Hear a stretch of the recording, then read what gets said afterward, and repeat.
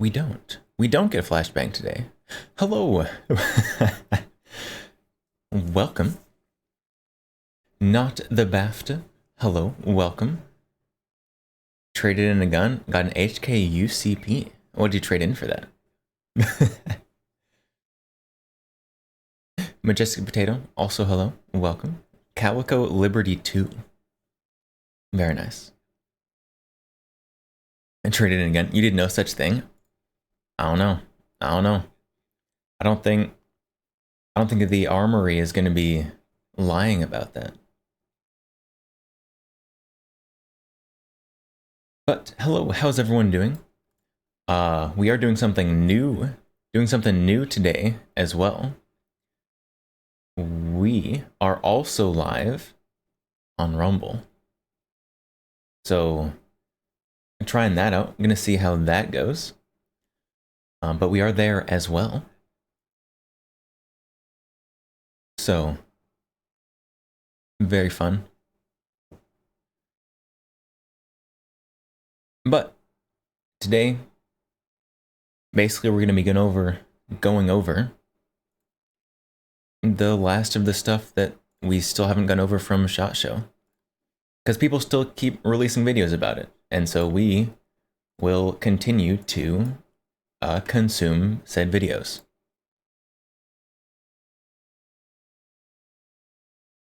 Which seems good with me.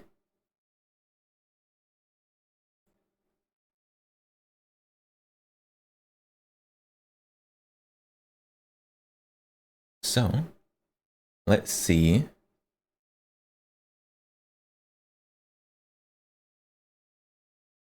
What there is still to watch. Oh, TFB is still currently releasing stuff.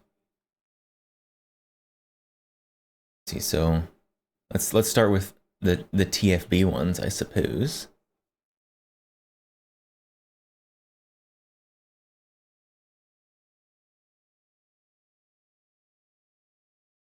Oh, what am I doing? I haven't even introduced the guns on the table. Goodness sakes. So, guns on the table. We have the venerable and now outdated, I suppose, Brownell's BRN 180. This is the retro kind of Gen 2. Supposedly they're still making the uppers for that, which is good. Because there's some cool lowers, such as the L85 one. And if I do that, I'm gonna need to get another upper. Am I gonna turn it into an AKB-23? No, this one staying just like this. If I can get another upper at some point, then that could become something else, theoretically. But this one I plan on keeping like this.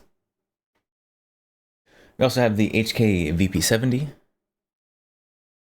VP70Z, I suppose. Not quite as exciting as the VP70. And the not Glock. Because Glock is cringe, but also I wanted a Glock. So I made one myself.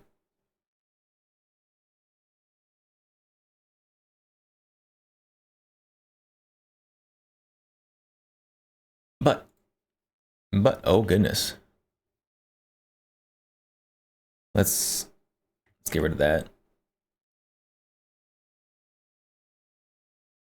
Get rid of that.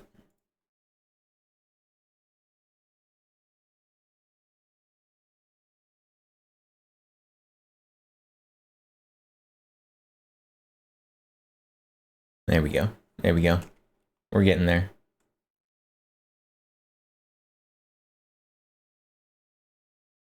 Just gotta redo my setup because I forgot to do that earlier. That they were only still making 16-inch Gen 2 uppers, which isn't long enough to meet OAL requirements for AKB-23 without AOW tax stamp. No idea. Rumble has quite a bit more delay. It does. That is Rumble's low latency mode. that is with low latency mode turned on. So that's nice. Did I see the Turk Nelly Spas 12? No.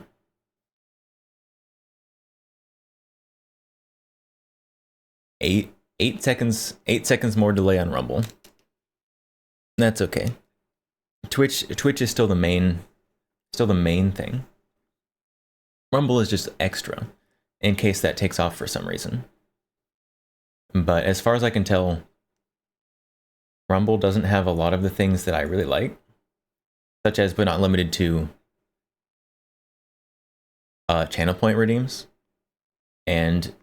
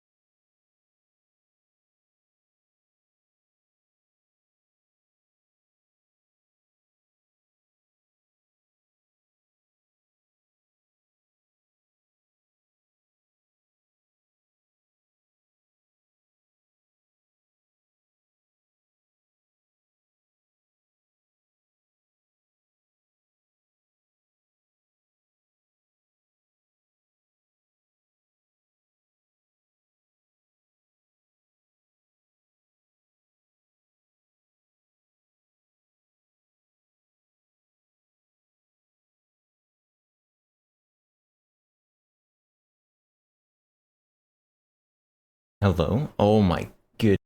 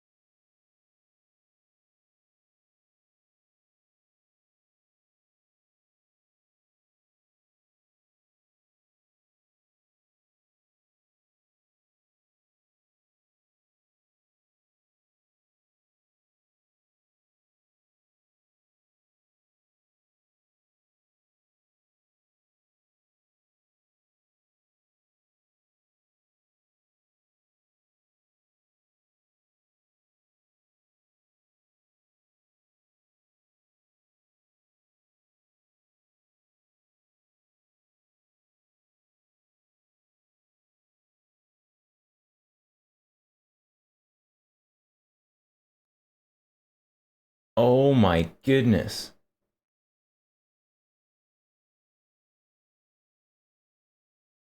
What on earth? I have the worst headphones on the planet. And mixed with my audio interface, it is just the worst.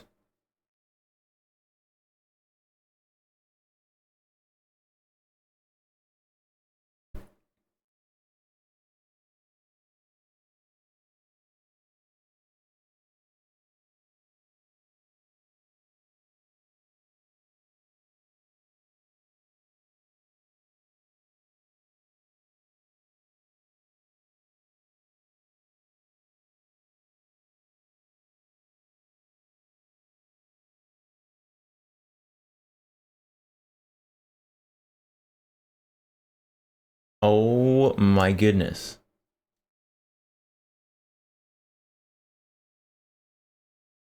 My headphones are literally broken. Like they are currently held together by the spring on the top of the headphones, holding it against my head. And every time they disconnect, it destroys all my audio, including my mic, which is very nice. It's not very nice.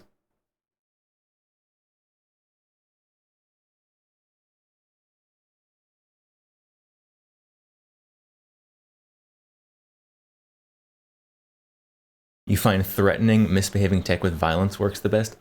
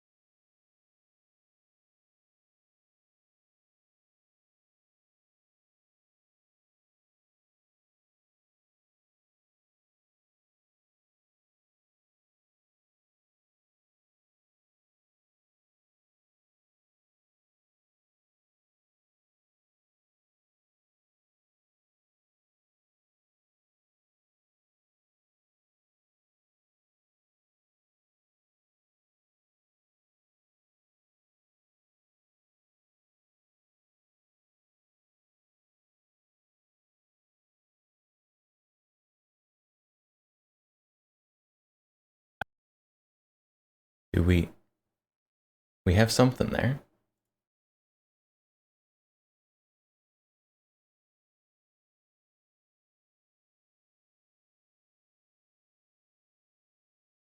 Well, it's at least working somewhat.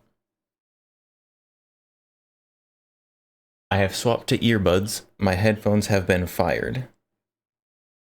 So now I need to redo a bunch of audio stuff real quick since I'm using a different output.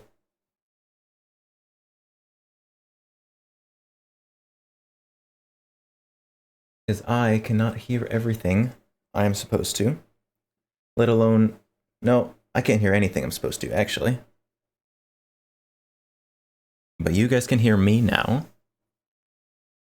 So that's nice.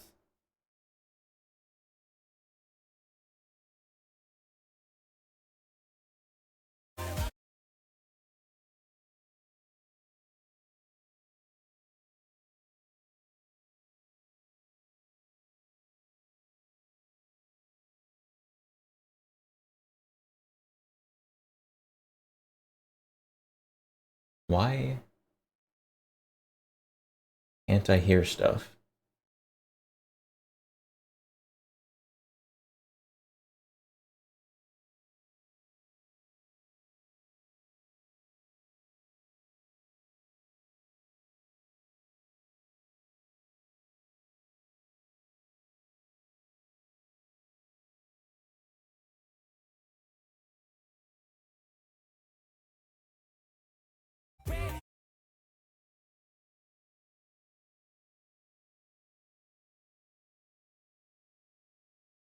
Okay, there we go.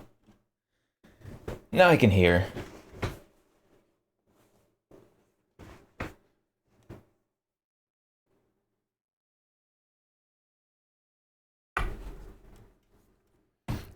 Although now I have earbuds in, so I sound different to myself.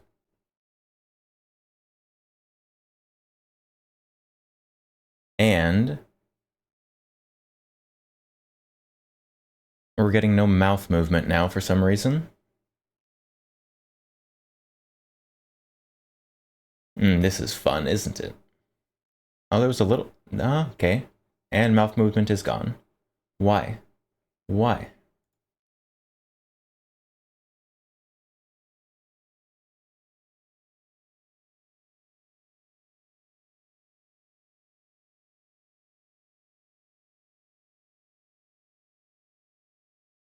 Is that better? Nope, that's not better.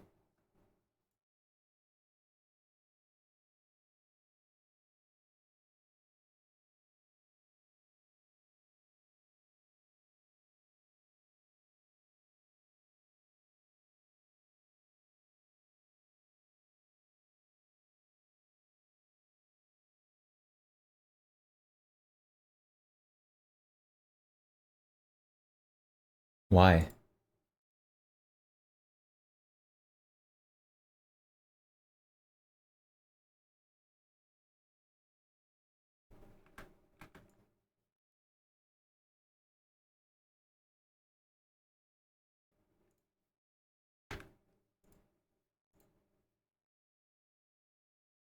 Why? Why is everything so terrible?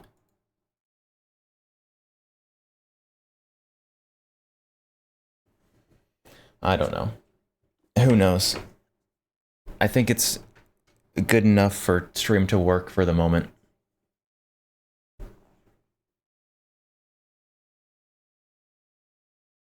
Because I made Jesus cry. How did I make Jesus cry? Well, we can at least keep going, I suppose.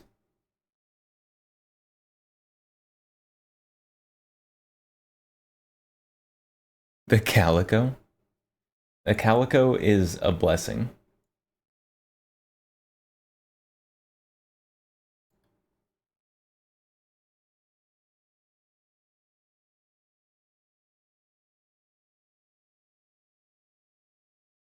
But I don't know how to fix...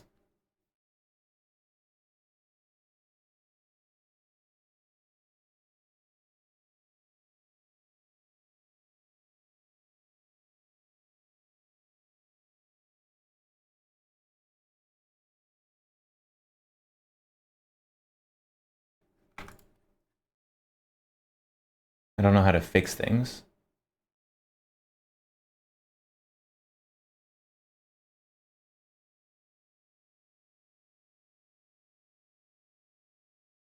My headphones just broke and took everything with it.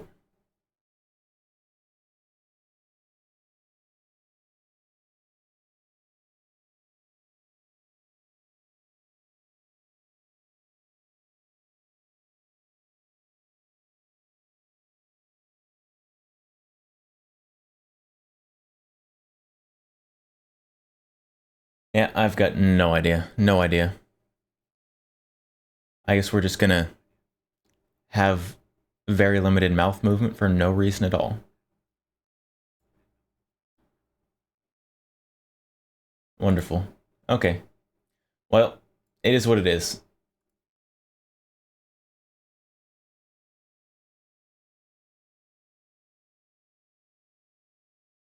Alright. Well, Time to finally get to watching videos, I suppose.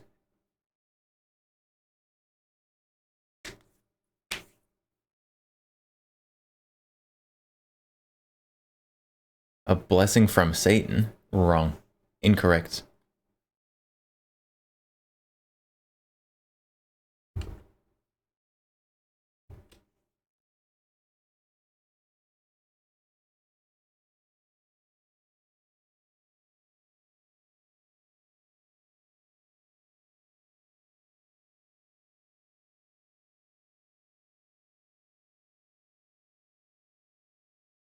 Oh my. There's no way. There's no way we're getting this bug again.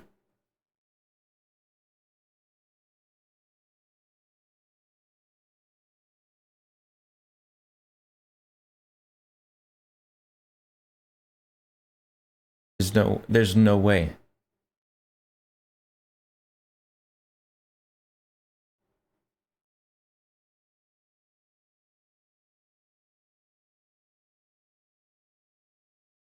Why? My headphones literally broke and destroyed my whole computer. For no reason at all.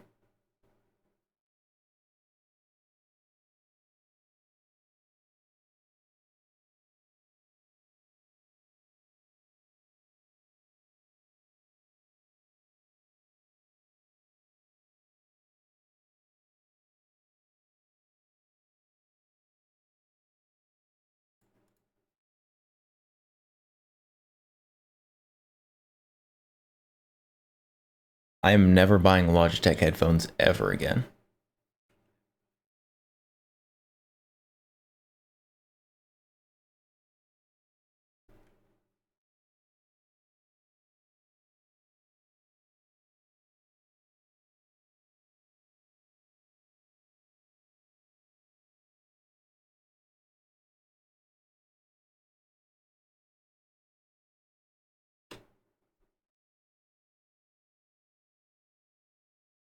Least scuffed voice meter experience.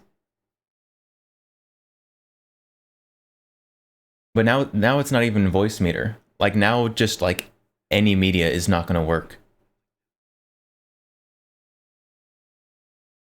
I was literally watching YouTube videos right before I started stream to try and set up so that I could figure out how to set up the Rumble live streams.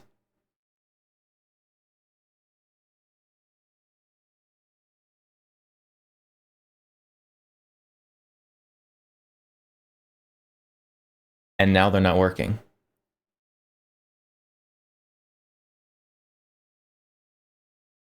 Like this one here, this one was playing earlier. This one was playing. And then everything broke and now the videos don't work.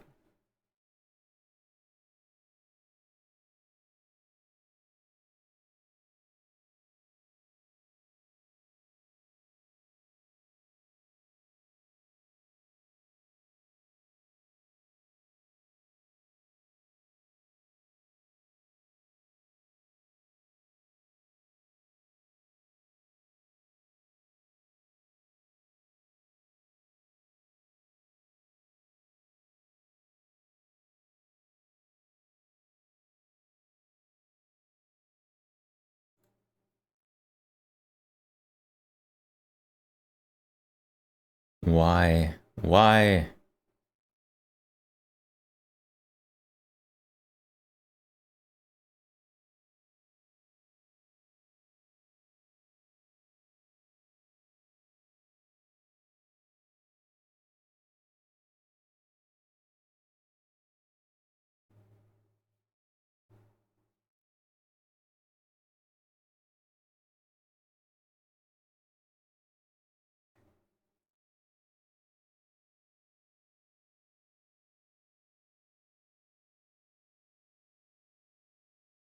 Okay.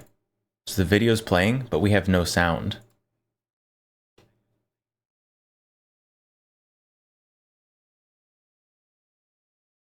Why do we have no sound?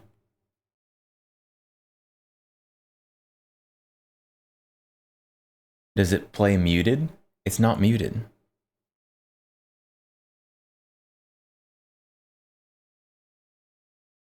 It didn't even play before. Then I restarted the browser, now it at least plays.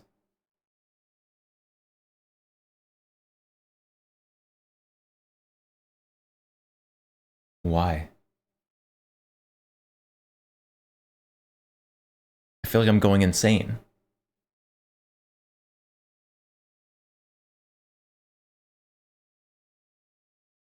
Because there is no reason that it shouldn't work.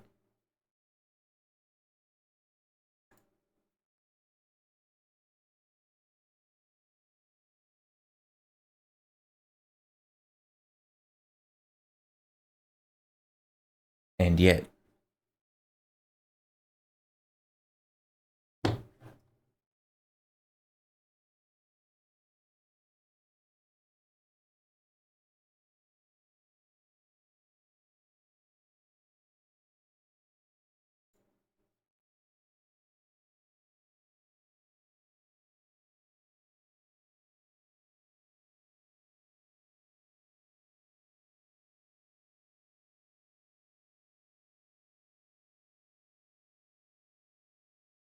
why do we have no video sound?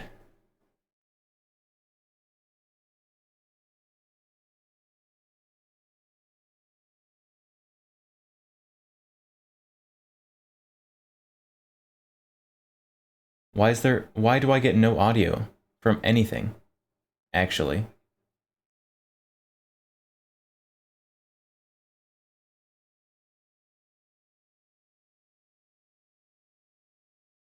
I'm not getting any audio from Twitch either. I've restarted Voicemeeter like 12 times.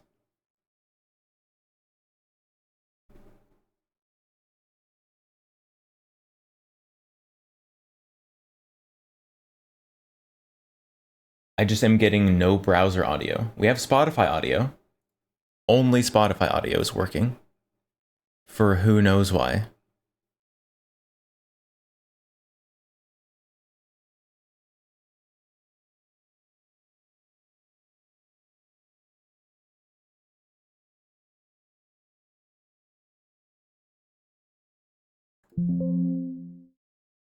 Oh, we got that. We can get that noise. That's nice.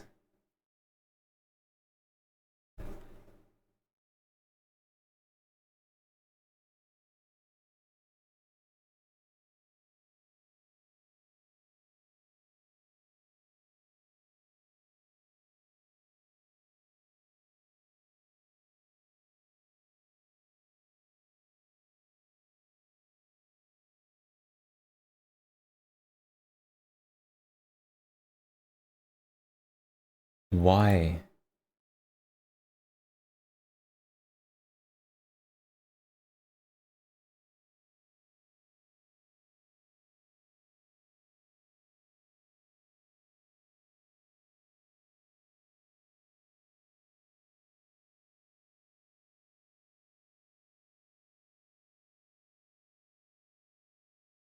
FBTV. Everyone. Oh my goodness. Found it. We found it. That's the stupidest thing I've ever seen in my life.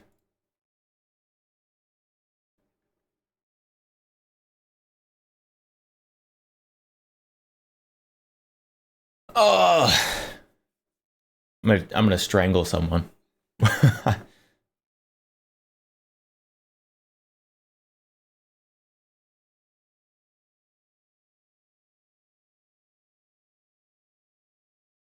somehow,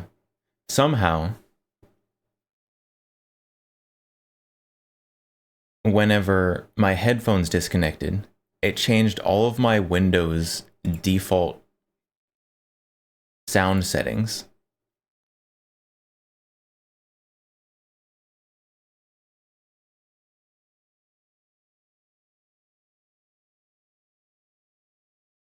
So we were getting Spotify because I don't know why.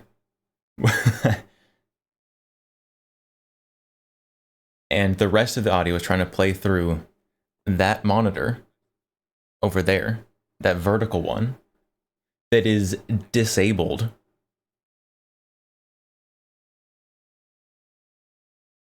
Oh.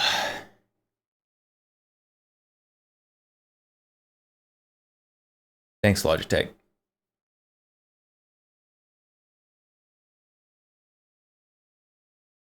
All right, but now we can finally likes the more cultured and play distinguished videos. approach to SHOT Show 2025, which is why we're at the cultured and distinguished Chris booth to talk about, to me, what just looks like a CZ75 clone, but you're going to tell me why I'm wrong, right?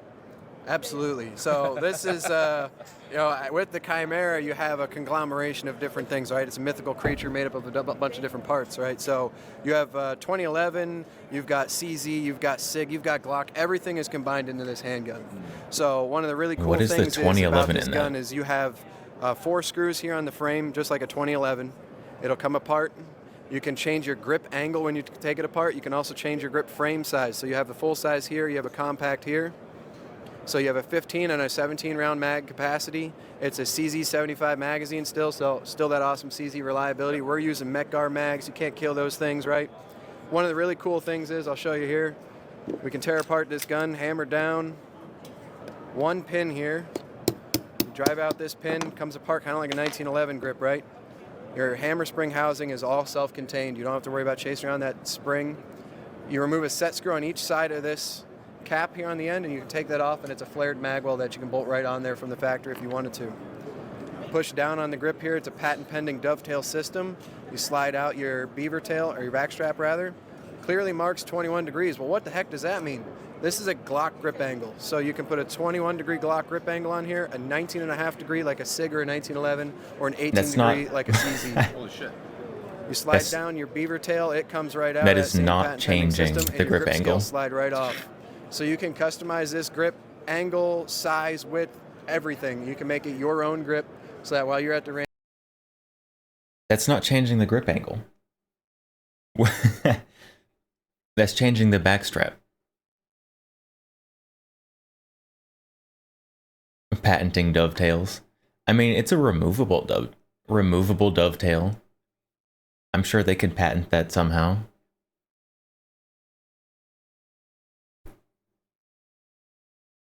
But unless you're changing the front of the grip, you're not changing the grip angle. That's just changing out the back strap. Every company you can change out the back strap on your gun. Almost every company. And just because you have a block in there that says how thick the backstrap is doesn't mean you're changing the grip angle.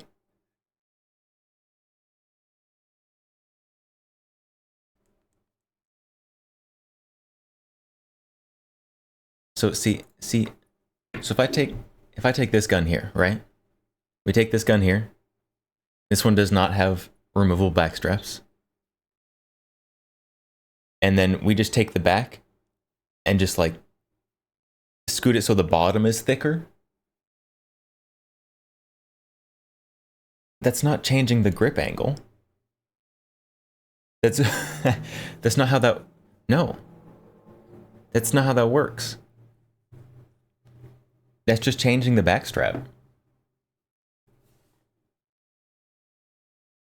If you go buy an HK VP9 and you switch to the extra thick backstrap, HK doesn't call it changing the grip angle because even though the average grip angle is a couple degrees further back because you've got a thicker thing on the back, it's not changing the grip angle. That's not how that works. It changes one side of it. That's just called changing the backstrap. Lots of companies do that. That's not changing the grip angle. It's very upsetting. Range, you can rock and roll with this thing however you want. This all slides off, and you don't have to tear apart your frame to do it. Your frame can stay together. You don't have to get in there monkeying with your trigger and everything if you're not comfortable.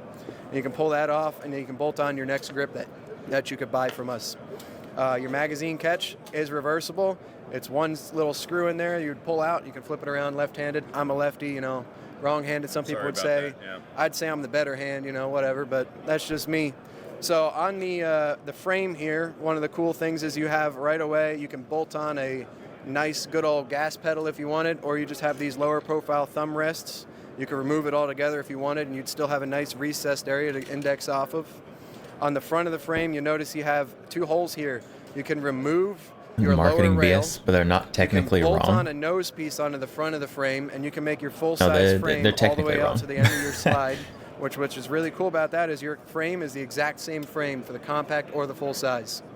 So we make one gun basically, and then you customize that one gun however you want.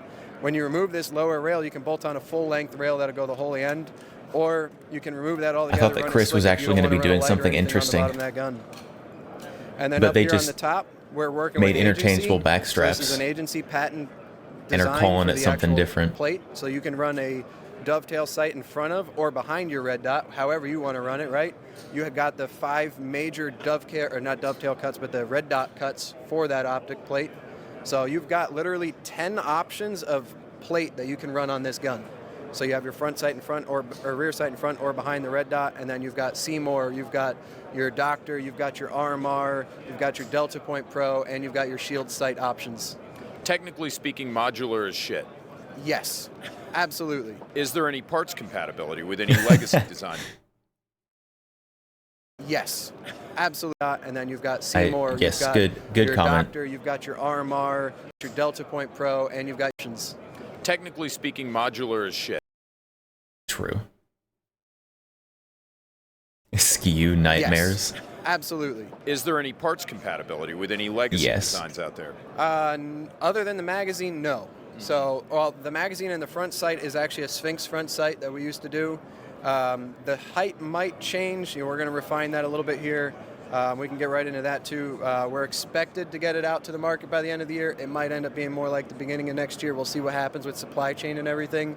But you don't want to overpromise and underdeliver. Right. So we want to try to be as honest as we can. So it'll be out in 2 years. We're really trying to get it out by the end of the year, though.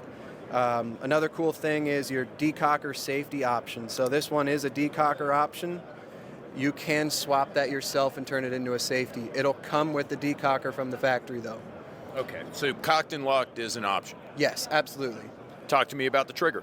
So the trigger right now is about 5.5 pounds on single action. It's about 10 pounds double I would rather action. not We're have a actually safety. working. That's one of our things. Just we're have the trying to refine decocker. before we get to the market.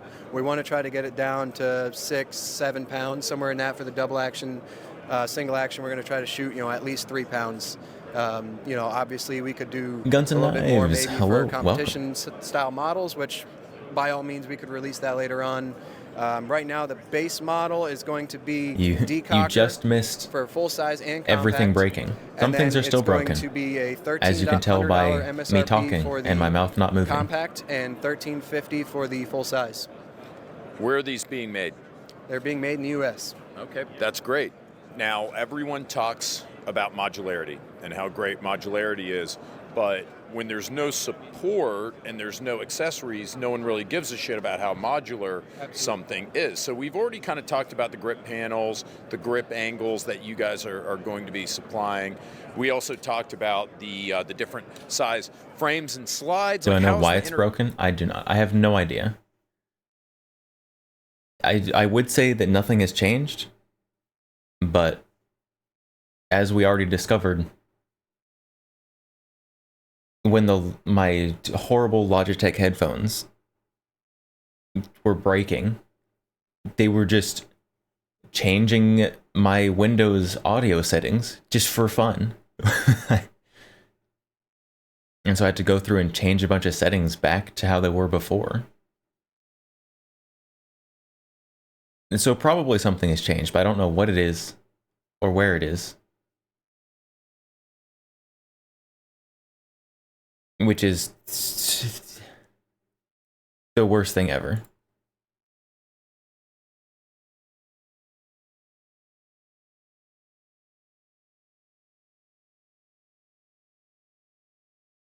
So we are currently on earbuds.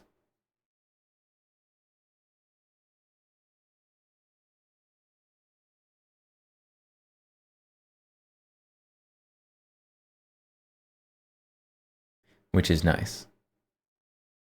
Oh, if I turn that up, does that anything happen? No, nothing at all.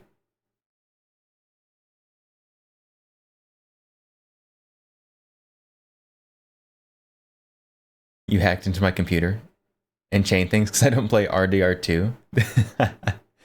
Uh-huh. Of course.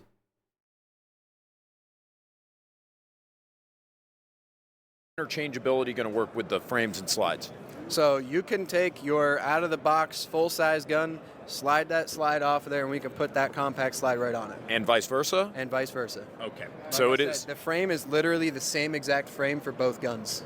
So out of the box, where we might do a version where you get a whole Lego kit basically of all the different parts, and you can put all that on and change it out Lego however kit you of all- wanted. Obviously, that would be a much more. Look, guys, look, my mouth is moving again. You'll never guess what it was. You'll never guess what it was. It was random settings that had changed. Why would my headphones disconnecting and being broken it changed mic settings? There's not even a mic on those headphones. I am never buying a Logitech product ever again.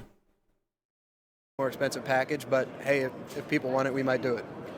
If you guys that are manufacturers that are out there watching this are taking notes, You fixed this it. is why I like interviewing gunsmiths, yeah, and you engineers, did. and people who know their shit.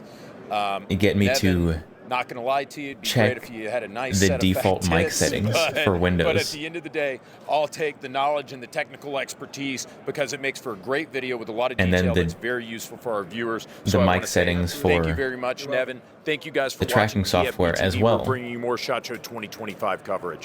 which were both changed, may I add, for no reason at all. They should not have been changed.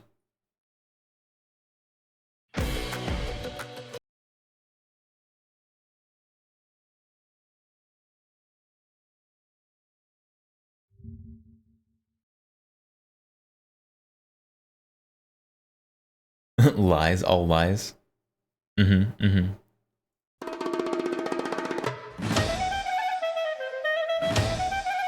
We've got a 9mm Desert Eagle somewhere around here. Let's see if we can get some help. Hi, I'm James. Brock, nice to meet you. Nice to meet you. I wanted to talk to you about Hold on. these. Hold on. What is, nice to meet you. See if we can get some help. Hi, I'm James. Brock, nice to meet I found him. There he is. You. I wanted to talk to you about these. What is, can you tell me what this is? you. These are blank pistols, and to be honest, I am not in the business, not in the gun business. I just help them out to speak English. Like, I'm not in the gun business. I'm just here because I speak English. Worst salesman to ever inhabit the role. Okay, Yeah. okay. Well, so that's what do why you I know don't about any these? Details, but I have brochure here, so we can just check it out together. We're gonna read this brochure together. Okay, yeah, let's check it out together. Tell me all about this. It's a blank pistol. Yep, that's right. It looks like a Desert Eagle kind of, huh? Yeah, everyone says that. That's right. You don't really know about it. Everyone You says just- that. Yeah, Not you're really. just here because you speak English. That's Got it. And we're here to look at the ASP9. Aselcon? Yeah, Asalcon. From Aselcon. Okay. Do you have one of these? Do you have one personally? No, one of these? Do you have any blank firing guns? I don't. Do you own any guns? Nope. Do you like guns? I like guns, but I cannot have it because I'm not citizen. Maybe what would I use this for? Do you I don't know think? about guns. I don't own guns. idea. Don't own any blank guns. No idea. I'm here at the blank gun booth. Scare some people? You could scare some people with this. Somebody pulls this motherfucker on me. Is it a blank pistol? No, it means it shoots I'm gonna be blanks. scared. Like it doesn't shoot actual you go maybe projectiles. celebrate like a football game. You know football? You watch American football? You know Drew Brees? Do you know Drew Brees? Yeah, big Drew. I'm a big Drew Brees fan. And when the Saints, when they, like a football team, I go outside in my backyard. That What is turkey, that? Same thing. Same thing, yeah. When you Why is he celebrate? clicking? Thing, you know? Yeah, Universal. Celebrate, Yeah. Celebrate. Yeah. So, how much? Do you know how much this costs? No idea. Can I get it in the United States? Probably you can, yeah. Yeah, I bet. You know, it's America's How much does this great cost? country. I don't know. I'm getting one of these. I'm getting Can I one get of it? these. I Well, I promise don't you know. that. What was that? I lost brain cells watching that. What should I do? I don't know. What do I use this for? Scare people off? I don't know. I wonder how much this guy got paid for showing up to SHOT Show for a week.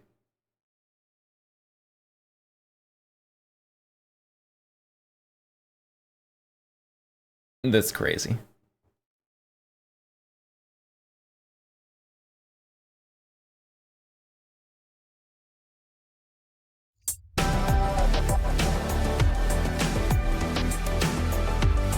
Really cool, innovative stuff. We have a new line of suppressors. It's funny, they immediately caught Ryan's eye. He didn't even realize we were at the Angstat booth. And he's like, damn, those look cool, man. What are we looking at, Rich? Yeah, so this is our Reticent line of 100% grade 5 titanium 3D printed suppressors. Reticent, that's cute. I like that. You like that? And for the people that know what it means, right? Yeah. Quiet. So our goal for these suppressors, right? When you think about suppressors, where the market is right now, people tend to go down two paths, right? Reduced back pressure or quiet, right? And so for us, what we want to do with this is make an incredibly quiet suppressor, but we I feel really like there's some focus out there on that tone because do we both. found in our testing when people like rate suppressors how quiet, what they're actually referring to is the frequency. So the lower wave frequency is a lot more pleasing to the ear. So really, we dialed it in. Are these to where direct these thread just sound only? incredible to the shooter, and that was our goal with it. That's very interesting Uh. because we actually did a blind taste test at Silencer Co. a few years ago. Me, Ryan, a couple of TFB guys, and we were shooting two identical suppressors on two different platforms, and it was amazing that no one could tell the difference, even though one of them was about 5 decibels quieter. No one could tell the difference. We had no idea. So it's funny you mentioned that because now that kind of makes sense. It's all tone when it comes to it. Really, they say the human ear is like 2 to 3 decibels. You can hear the difference. But when you're shooting and it's that loud, it really is more like about 5 decibels. So, Interesting. yeah, we wanted to focus on, because you know how some suppressors, when you shoot them, they could be tingy or something, and it just creates that frequency that's not as pleasing. So again, our goal with that is to make caliber-specific cans that just sound incredible and have that really rich sound to them. That tone. Yeah, I'm all about Probably a pleasing worthwhile frequency. endeavor. So talk to me about the manufacturer. What are these made out of? Yep, so 100% grade 5 titanium on all of them, and that doesn't matter the caliber you get it, and that's really to keep it incredibly light. So the suppressors are going to run for about 6.5 ounces for the shorter ones, and then the full size are going to be about an ounce heavier on it. That's incredibly light. But when I talk about titanium, which I love, like I prefer 100% titanium cans. However, you typically have full auto restrictions. You typically have barrel length restrictions because The spiral, titanium, you have heat erosion issues. spiral on there What are we talking is about with these? strange. The usual looks cool by stipulations, itself. as we say in the legal. Stipulations in the I sense feel like it's they're gonna full look auto. strange on and now some there's full guns. auto cans that are out there that are titanium. Again, they're not going to hold up to a belt fed. You're running into the thermal limit of the metal, right? So for anybody, and I always say for most people, I would go titanium because to go full auto, you're going to go into an Inconel or a Haynes, and you're going to be so much heavier, and you're hanging that in the front of your rifle. There's going to be no barrel restrictions on the caliber. It's just it wouldn't be full auto. Now, could you run a couple mags through it and it would be fine? Of course, but you know, for us as a manufacturer, we just say it's titanium, so it's not full auto I rated. mean, it's not Angstat, it's titanium. It's the metal itself. There's very little you can do with a 100% titanium can without running into heat erosion issues. Barrel length. Am I okay with any barrel length on this? Yep, so we're going to publish all that data really soon. not full auto. We're, Doesn't matter to finalizing some of that me. information, but no barrel length restrictions. That's very How much cool. does it cost? Mounting option. This is the important Did you part. mention these are hub compatible, Hub right? compatible, so it's going to come with a nice direct thread mount on the back. Depending on what caliber you get, it's going to be different. But you can swap that out, and it's going to be compatible with pretty much anything that's out there. Okay, so comes Yeah, I direct hate to thread, do but you this can stick other real things on it. journalism while we're here at SHOT Show, but in your personal opinion, what would be the mount that you would go with and why? I would go No with full the auto. included You're direct out. thread mount. Yeah. So you can see we have it Do- up here on this do you do a MDP lot of because full it's auto with your incredibly low suppressors? profile. And so for most people, again, if you're going to put it on dedicated rifle, as long as you cinch it down, it's not going to move. Obviously, some people want to go to a QD if they've got multiple rifles. Typically, I go with a nice direct thread mount. Okay. Calibers, what are these going to come in? Yep. So it's going to have a 5.56 caliber. It's going to have a 360 and a 360L. What am so I, if you're going the to do feds? larger 30 calibers or 9mm, you want to get that. No, and then that's we're going to have a that's 7.62 clearly would be your not dedicated the 300 BAFTA. blackout caliber in there. So 4 offerings. Okay. Are those going to be in different sizes, like different lengths? Like you're going to do a K And can, a full auto an rating L can, anything like that? doesn't So mean no anything at all K-can, to me. again, one of the first requirements was it's got to be really quiet. This and is that's gonna what be you're gonna sacrifice surprising. with the K-can. Uh, So on the standard size, I don't have the money to 5.56, spend the on a 360, full auto and gun. There's also a 360L, and the difference is about 1.5 inches. And then the 7.62 is also the longer variation on it. If you could only go with one of these cans, which one would you go with and why? So I would go with the 360L. This is the 360 that's on the MDP right now. This would be perfect if you're somebody who likes to shoot suppressed handgun, like in a 9mm. I typically don't. If I'm going to shoot a suppressed handgun, it's probably a 45 or a 22. And so I would go a little bit longer, 1.5 inches. It's only 1 ounce heavier, and you're getting just a lot more reduction in sound when you run it on a PCC. And of course, I'm the PCC guy, so. Yeah, sure. Always Am go I for going the to be able longer to run one. this on a handgun? I mean, I imagine you're not going to be packaging it with Nielsen devices, or are you? We're not going to package I it don't with Nielsen understand the devices, but whole- obviously if it's hub compatible, you could swap that out easily and Like run make it. the suppressor sure. as short as humanly Pricing, possible trend. availability. Yeah, so availability, it's going to be late Q1 exclusively through Silencer Shop. Excited about that. And pricing is going to be $795, regardless of the size or the caliber. Oh, okay. Well, That's not bad. Very simple and actually quite reasonable for a 100% titanium can. So, Rich, I think so. yeah, I think that's awesome, man. Congratulations. Appreciate it. Guys, thanks a ton for watching. Make sure you subscribe and stay tuned for more TFB TV at SHOT Show 2025. 700 and some is not too bad for a suppressor. Gotcha likes it thick. I like it. Excel likes it long. I want it long and thick, actually.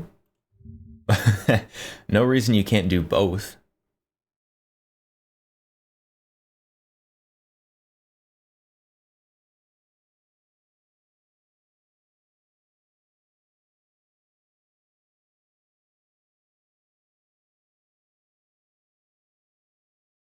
Clip it and ship it. All right, guys. Or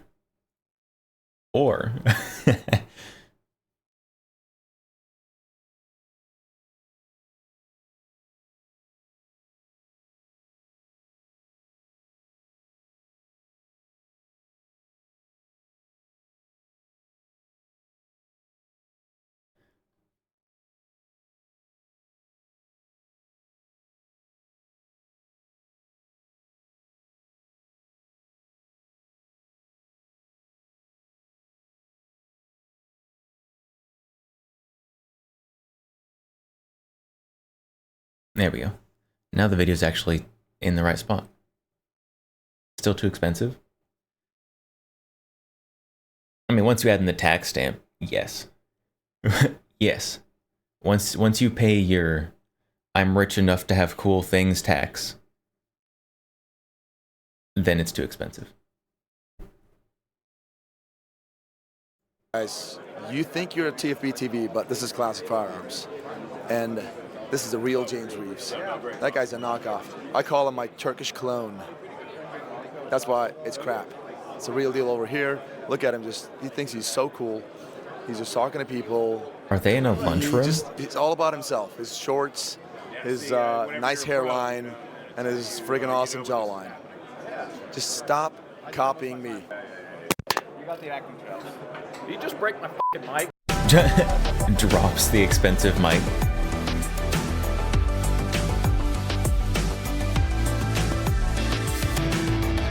Hey everyone, James Reeves, TFB TV. Fan Service Friday here at SHOT Show. Get that camera out of my face, Ron. You know what you're doing. I got food stuck in my teeth. Just ate lunch, and this son of a bitch is putting the camera right in my face. I'm here with Spencer. He seems like a normal, decent guy, unlike my cameraman, Ryan. And he's got this SA-80 that people won't shut the fuck up about. You know, I've seen it on Twitter and Instagram. Everyone from the firearm blog telling me to come over here, check this thing out. I'm like, surely it's going to be a 3D printed piece of shit. It actually looks pretty great. Spencer, tell me all about it. This is our. It looks We call it okay. the AKB-23. So Allie and Kaufman Bullpup 2023 was our first production, or not first production, functional prototype. It's taken us a couple years to get this refined. It's a bullpup lower receiver for bufferless uppers. So in this configuration, it's an 18.5-inch Brownells BRN 180 with our SA80 handguard, charging handle, and iron sight setup. This is a micro mount. Oh. We're making a version that's just That is an ugly standard charging carry handle. without the micro mount if you want.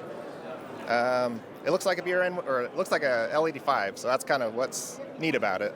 What's the L85 close to charging all handle our look like? I Yeah, don't even no, remember. I mean, it looks great. What's the L85 charging handle?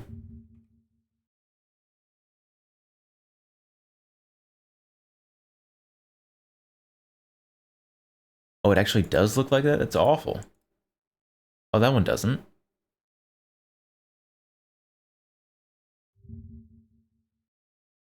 Why didn't they do this charging handle?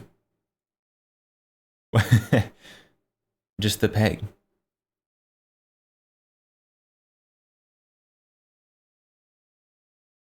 Some of them do look horrible like that other one, though.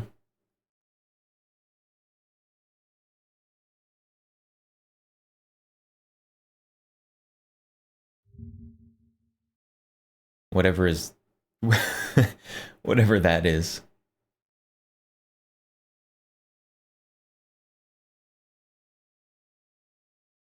So if you jab your hand on the charging handle, it would hurt.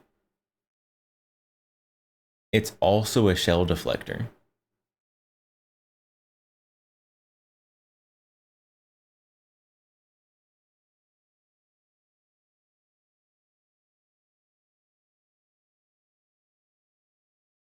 I guess so. But that one does exist. Great. I mean, you guys really did a good job. So if I am buying this from you, let's say I've got like a BRN 180 upper, which by the way, we just went and saw the Gen 3 BRN 180 uppers upstairs. If I already have this upper, all I'm doing is I'm buying. I feel like it needs like a inch and a half or so shorter rail on it. Like The kit from us, you can get the whole kit. You can get without the handguard if you want. You can technically just use the rail. The whole kit is about $800 plus minus the accessories or whatever you want. But and are they in stock right now? they are not in stock. But the next batch will be a couple months. Our first production batch will go out in hopefully 2 weeks. So we got production now. We'll just keep on going. Does it actually $800. It does. No, what I'm asking you is like, have you done any testing or whatever? It's like a little underhanded pitch for you. Yeah. There's some prototypes that have been out for over a year and had no issues really. What made you want to do this? I've always wanted the LA5. Dude, no, that is a legitimate answer. In fact, I would say perhaps the correct answer, just because you wanted to. Yeah. What's it made out of? Okay, so this is a billet receiver, aluminum, hard coat anodized. It's essentially an AR lower. It's not a chassis or anything. It's a receiver. It's a big old billet. How's the trigger? That- Bullpups are notorious That for having does need shitty a triggers. large billet for that one. I would say military spec. It's a little heavy, but the reset and the trigger pull is crisp. What other uppers does this work with? So you're saying, if I understand you correctly, BRN 180, no problem.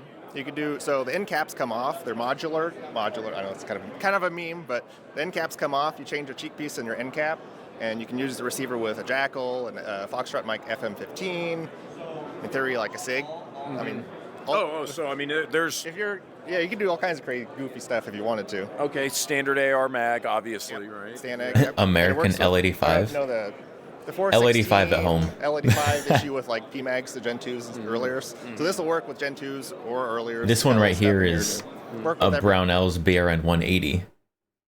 Just on a different lower. Well, man, this is wonderful. I mean, I see why there's been so much buzz about this SHOT Show. This is why I love coming down to the dungeon. This is why we do Fan Service Friday. We had so many fans that said that they wanted me to come down and have a look at this, and I'm glad I did. Spencer, best of luck. I hope this is tremendously successful for you. Guys, thank you so much for watching TFB TV. Stay tuned. We're bringing you more SHOT Show 2025. They're making L85 at home.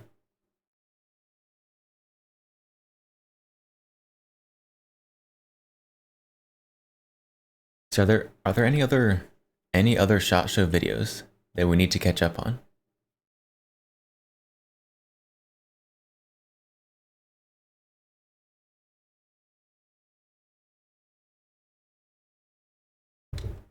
My YouTube is full of AI slop SHOT Show content. You like that because I wanted to answer? You wish more companies would use that reasoning? Make something interesting? True. I also wish that more companies would just be honest and admit that that's the reason. Like, come on, Caltech. Just say that it's because I wanted to.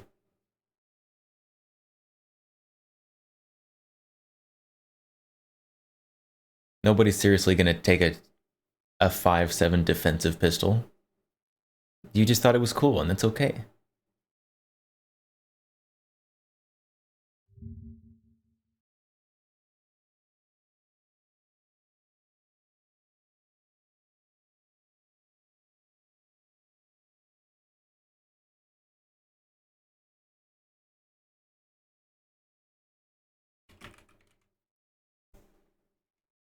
Let's see.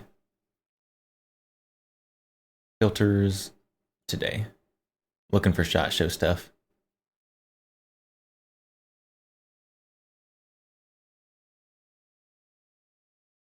Header Solely's making a new pump action, I guess.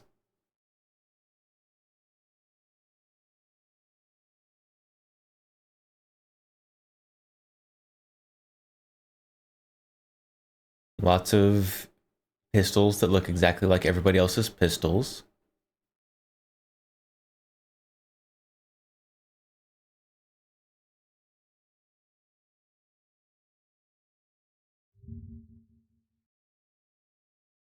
New UXR. Interesting. Gun Talk channel.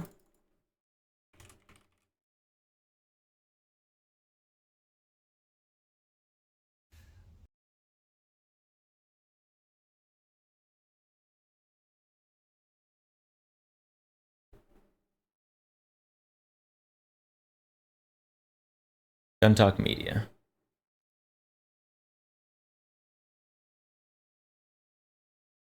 Let's see what else. What do they have in here?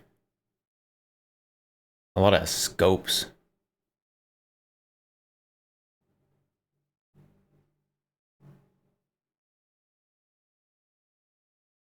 Oh, in Discord. In Discord, that's crazy.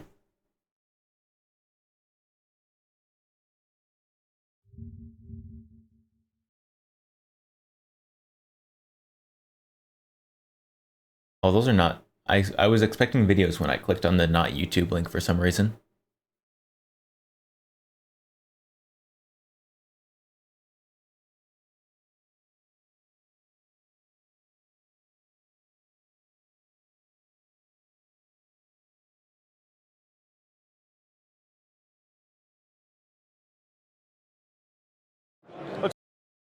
All right.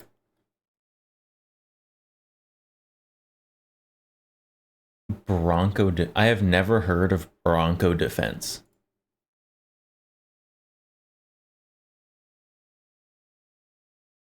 Barrel option measured in centimeters. This is not something that's imported.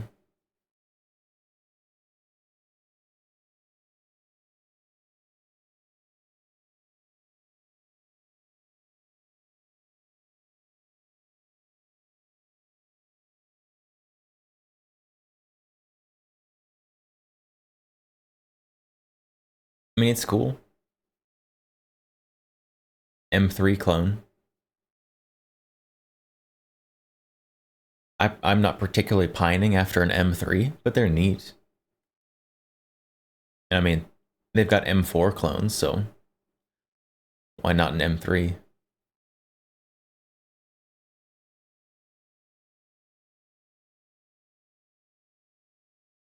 And this one, this one though,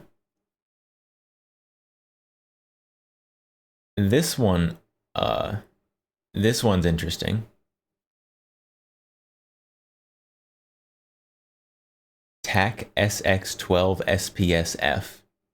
What a horrible model name, first of all.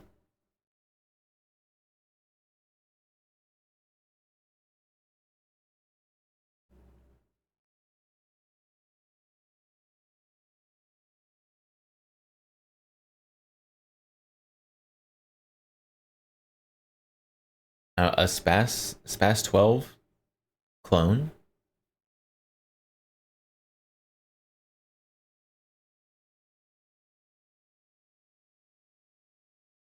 It doesn't look... The receiver looks like it's slightly the wrong shape.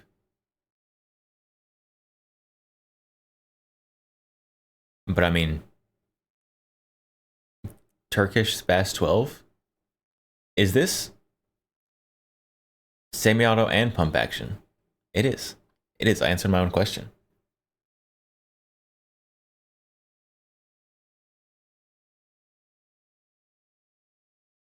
There's not that much of a gap on the regular SPAS 12, is there? Between the grip and the trigger? The trigger guard?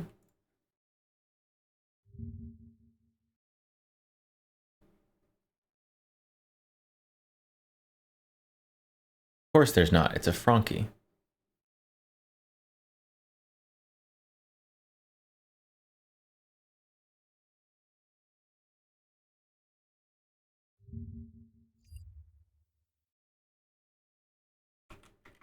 Okay, can I get a picture that's not, like, thumbnail size, please? There we go.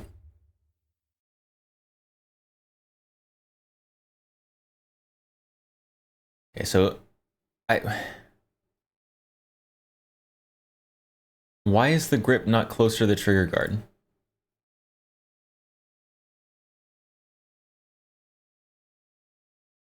It looks like they just slapped a bunch of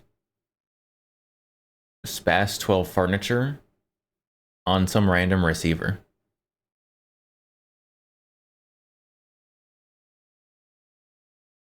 Hold on, is this the same as the M3 receiver? Or the M3 clone receiver? It it is. These guns are on the same receiver.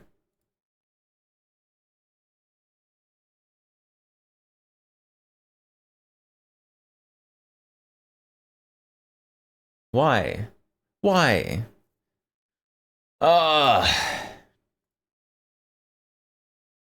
It's so close to greatness, but instead it's ugly.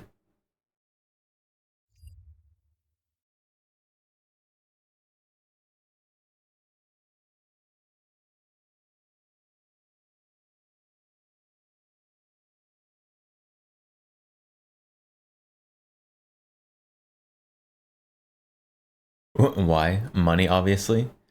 That is true. Turkish companies are not known for their attention to detail. As you can tell by this horribly done grip here, it's not even close to touching the trigger guard.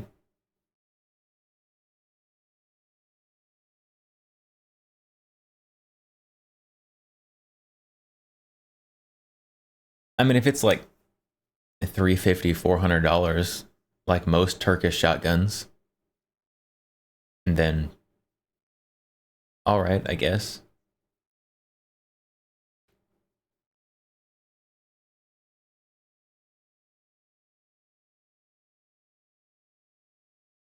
But oh, I hate it. I feel like some parts of it are pretty good though. They put it on the wrong receiver.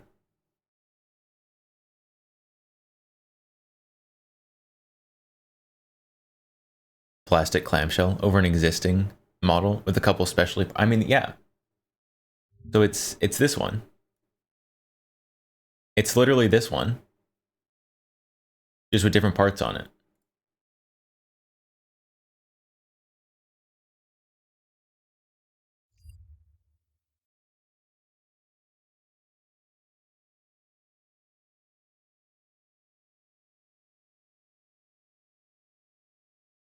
If you just like cover up the receiver section, like from like just behind the front of the grip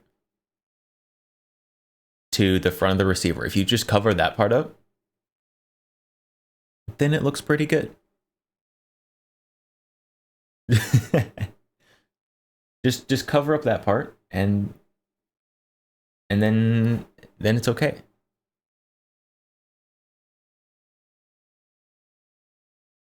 See, if we just come here. If we just take this, put it like right there. See? That's that right there. That is a good Spaz 12 clone. They misspelled magazine. That's because it's not English.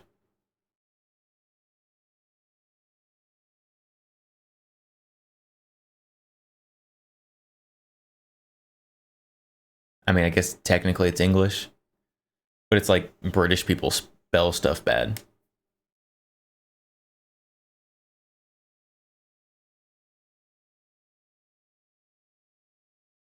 Close enough for 90% of people that want to have Spaz 12 because it was in the video game. Probably. That is probably true.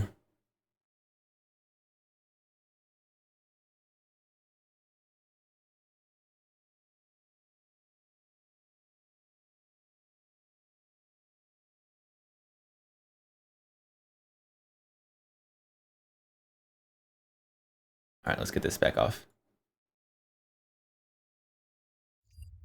All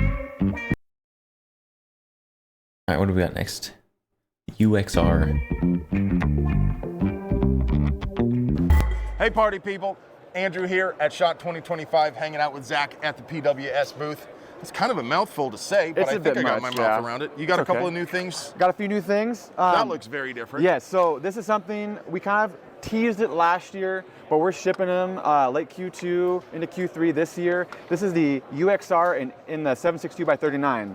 And if you notice, Rock and Lock magazines, which will make all the AK boys happy. None of those weird 7.62x39 mags. Good. It's the only way to It is. If you have The weird 7.62x39 AR mags are ugly. If you're rich enough to have Bakelite magazines, throw them in there. Tangent cam engaged. That's okay. When I was in Afghanistan, and I didn't do anything special, Okay. I fixed a radar. But when I was there, I was trying to convince the ANA troops to let me trade them for a red Bakelite 7.62 Okay. mag. They thought it was some kind of like scam, like I was Yeah. trying to bust them into. I'm like, bro, I will pay you. I will give you trade money. you, like whatever. There's nothing illegal here. I'm not trying to trick you. I can. No. They don't know what they have thought though. for sure it was some kind of Yeah. scam. I couldn't get one. No, it's Reasonable. okay. But honestly, like, you can run anything on this. And for me, I'm excited. I have a Bakelite at home. I want to get some photos of this with the Bakelite because it's going to look so good. But back to the gun. Our UXR, same thing you guys have seen in the 223 and 308. But in this case, we're running shorty barrels. We have a 16-inch barrel if you want a 16, but we're running the shorty barrels if you want a little more of the crink style, a little bit. But still the same thing that you've seen from last year on the UXR, where you have The 7.62 UXR looks modified long stroke way piston. better. It works great with Way the better can. than the regular so one. to plug our cans, we do our own 3D printed titanium suppressors. We are launching a pub mount. We call it the pub mount. A little fun name there, but it's Ferocious. our Your cat version is snoozing of on the bed. The Reardon Atlas. Thinking of It's hard getting to find those in stock, payback honestly. and spooking we him. figured we make our own cans, and Don't we spook the ship cat. every single one of our guns with FRCs, our new suppressor-capable muzzle device. Your So one cat of the is going to things get hey, why don't we revenge make a for sure. adapter that fits in our cans, and we have a whole system that people can run with. So yeah, nowadays with every single PWS gun that goes out, it runs suppressor capable. Nice. Yeah. So You were talking to me about the stock on this guy too, right? yeah. So one of the things, we had some. I think that the stock has been really fun. You know what this gun reminds me of, actually?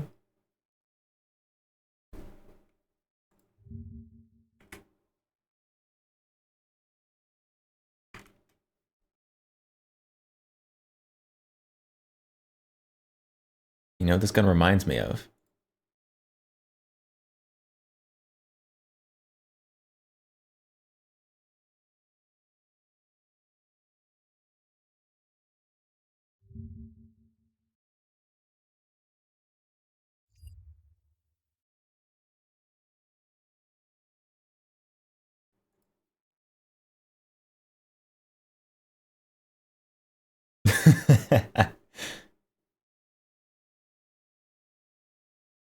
That's what it reminds me of.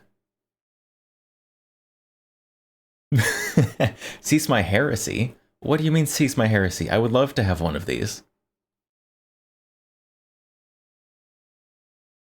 Look, how can that not remind you of this? It's so similar.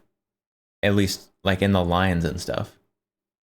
Obviously this one, the handguard's a bit different. But like,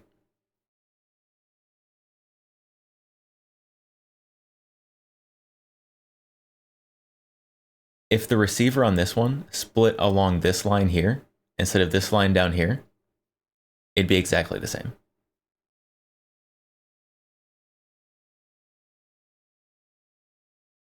Reminds you more of the AM-17. I don't remember that one off the top of my head.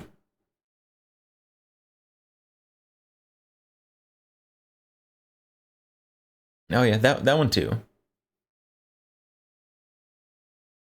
I don't know about more, but that one's a little... That one looks more squished. Looks a little more squished.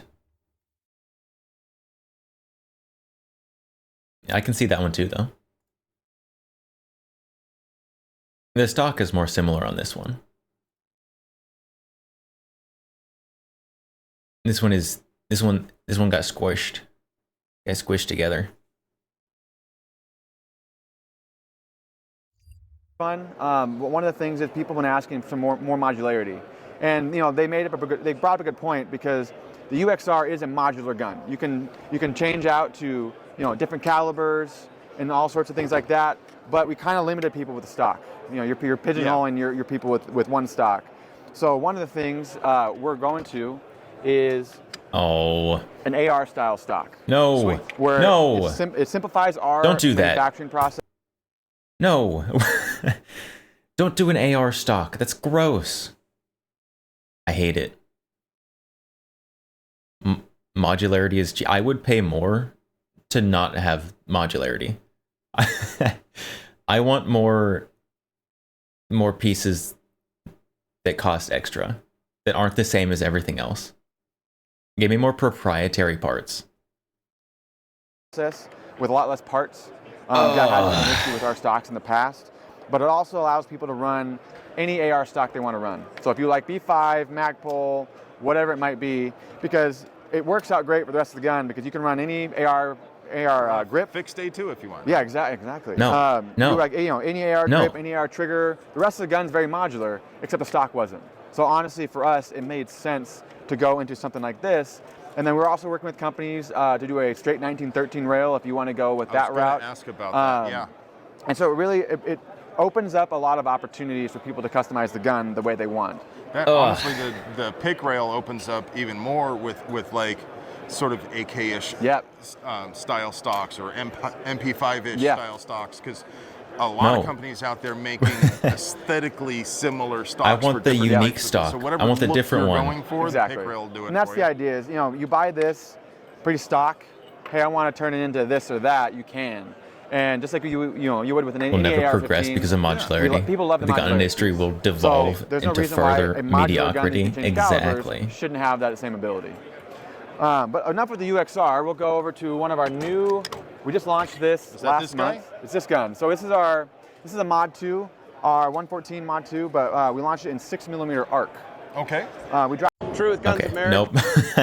Nope. I don't care about your generic AR-15 and 6 arc.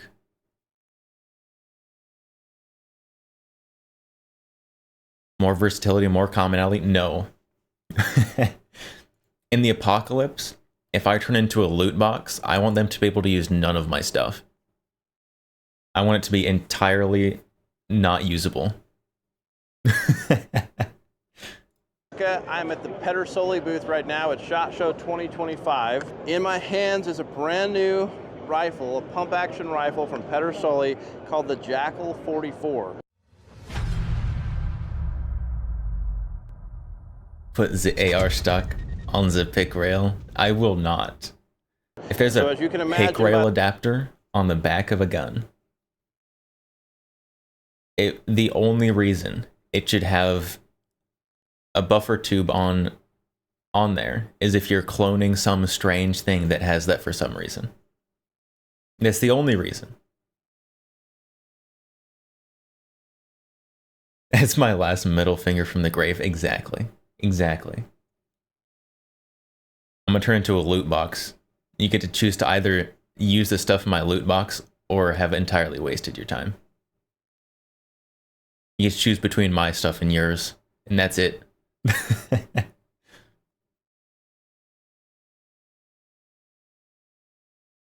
A music box of C4. Be Ian. Run obscure French SMG. What I'm gonna do, I don't know, which company was it that's making the actual good Bison clone? Oh no, which company is it?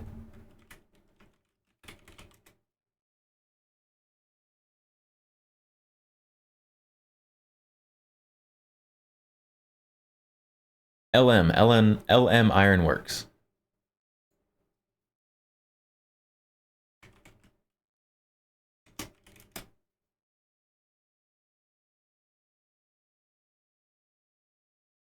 LM Ironworks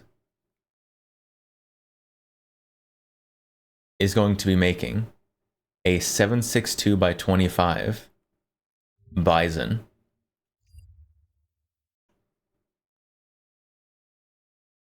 Which is perfect. Because then I can clone this thing.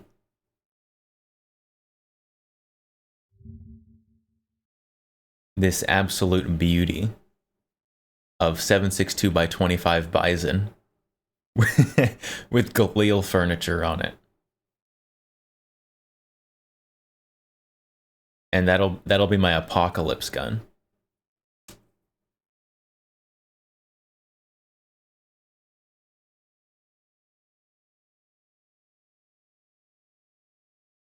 And it'll be perfect.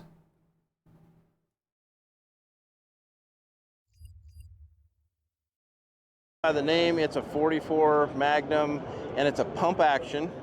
It's got a classic walnut stock on it, classic 4-in, and then I believe this is a 17-inch barrel, and it's threaded 5/8 24. It's got a fiber optic on the front and a fiber optic rear right here, and this thing, you have to hold it to believe it, but it's light, it handles well, it throws This guy is up, holding it like it's light. almost He's making perfect. that look lightweight. It's phenomenal, and then this action is extremely smooth. You also have this safety right here behind the hammer, which allows you to not have to reach clear up here for some sort of a crossbolt safety.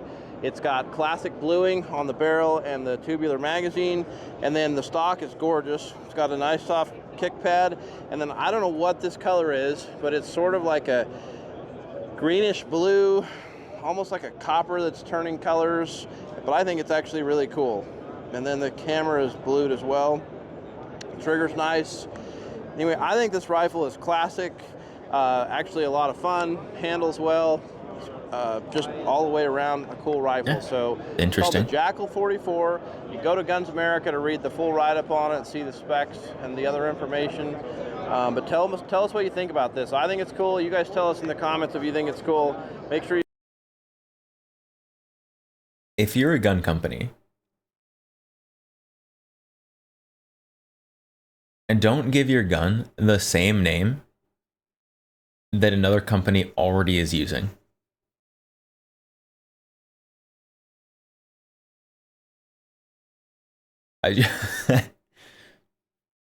Like, obviously, the PSA Jackal is spelled differently.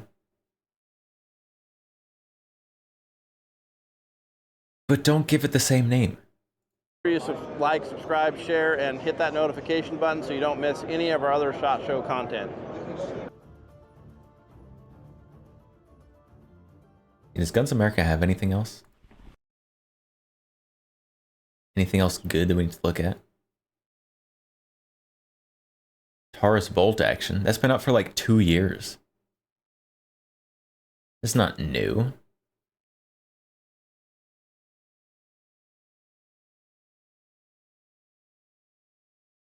Pedersoli Apocalypse lever action. Since we were talking about Apocalypse here. True with Guns America, we are at SHOT Show. Oh, is it just Apocalypse because it's ugly colored? 2025. We're at the Pedersoli booth right now. So what I've got in my hands is a brand new rifle called the Borebuster Apocalypse from Pedersoli. Early X-Count stream? Yeah, weekends usually streams start a little earlier. And this thing is actually really cool. Maybe one of the coolest things that I have seen at SHOT. What? It says leather on it. Or at least fake leather. Show so far. So it's based on the 1886 or 71 model. It's got a 17-inch barrel that's threaded and ready for suppressor. There's a fiber optic front sight up here. We've also got this pick rail that will allow you to forward mount a scope. It's got fiber optics here, and it's also got this adjustable cheek piece. So just the way it's set up, it actually throws up really nicely. It almost feels like throwing up a shotgun. The sights just line themselves up. The idea was, hey, we're going to blend some modern features with some sort of classic stuff, and so there's all of this leather. Like I don't like this color they used on the receiver and the barrel. The pistol grip down here is all leather stitched. It does not. It actually looks really cool. It's not leather working out here on the handguard. There is M-LOK, sort of our modern twist here on both sides. If they had like a nice like dark brown, I feel like that'd be way better.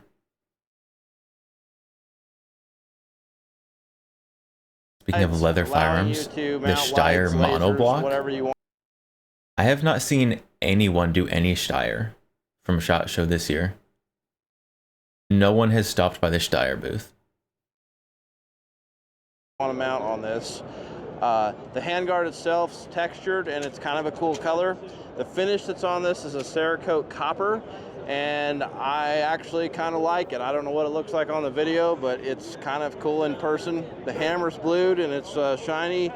The action is extremely smooth. Like I said, it throws up really well. It's got a safety right here, so I actually like that better than a crossbolt safety as far as just the ease of using it. Cheek piece is adjustable. Got a cute E-sling right here. Oh, go check it out. This is a cool concept, but their color scheme is just awful.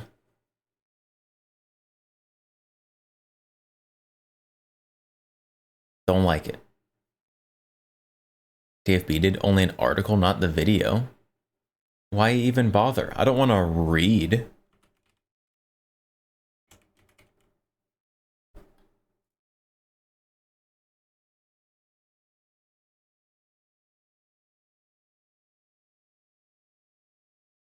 See the new knives? Then you get a large Dawn that ProTech showed off. I've scrolled past a lot of knife videos. There's also some knife video that was like some Super Mall Ninja stuff.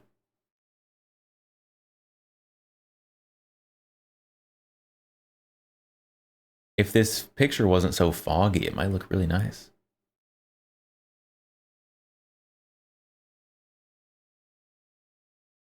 Modular monoblock. See this. These are how you do leather on a gun. These both look good with the wood and the black leather. or like a dark brown leather with a dark gray, and then black. Not that weird, like, almost light brown color with all light gray. Gross.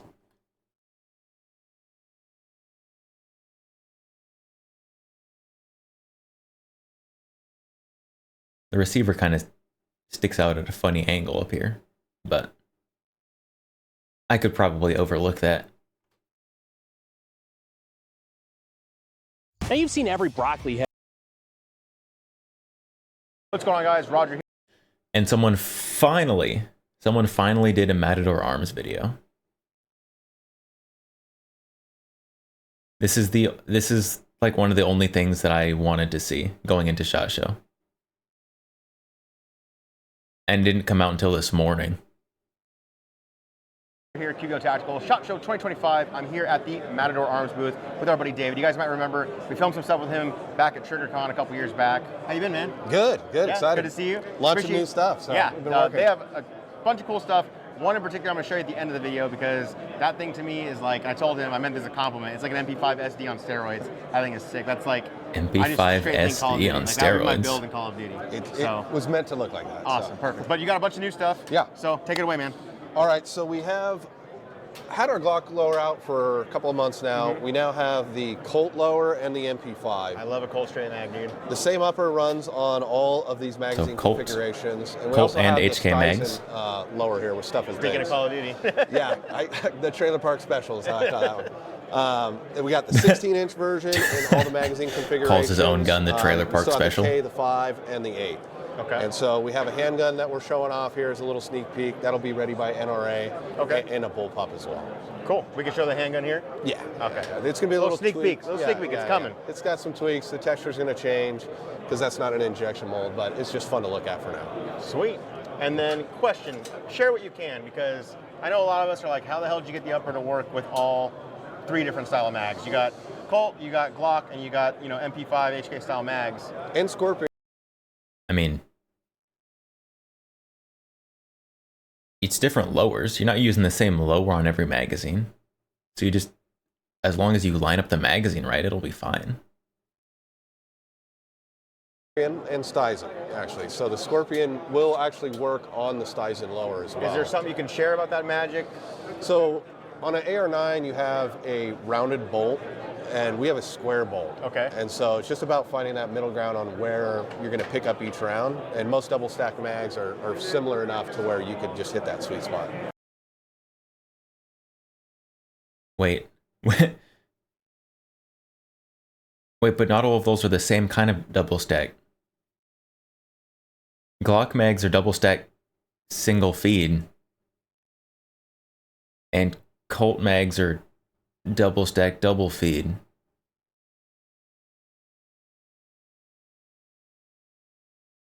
If you're doing either only single or only double feed, like sure, go for it. But now I have concerns.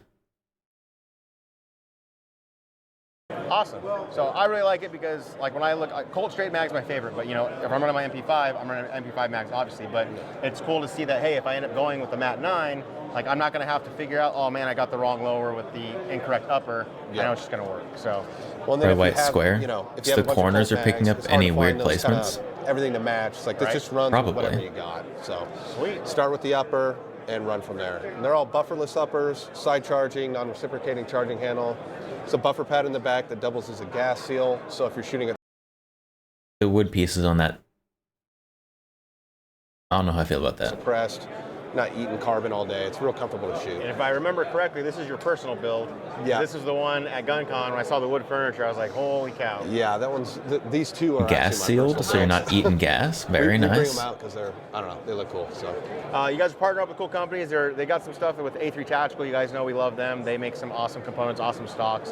So I'll make sure Kevin gets some B-roll of the one I'm talking about. It's that FDE setup, but that thing is awesome. So, dude, David, I always appreciate taking the time, man. Congrats with everything. Thank you. Love to see that Wait. everything's still moving forward. We're not done I yet. forgot is the Sure. bullpup. Okay. Let me grab that. Look at that thing. Look at that thing. Except for the grip angle. Very cool. So it'll be the only bespoke kind of. I finally find it. This is the single Matador Arms video. This is the only one where they actually show the gun. There was... I'm not a huge fan of the grip angle. The forward angled grip, not a huge fan of that, I'll be honest. But the rest of it, big fan. Yeah, but Classic, I think it was Classic. They stopped by Matador and were talking to the guy for like 5 minutes about this gun.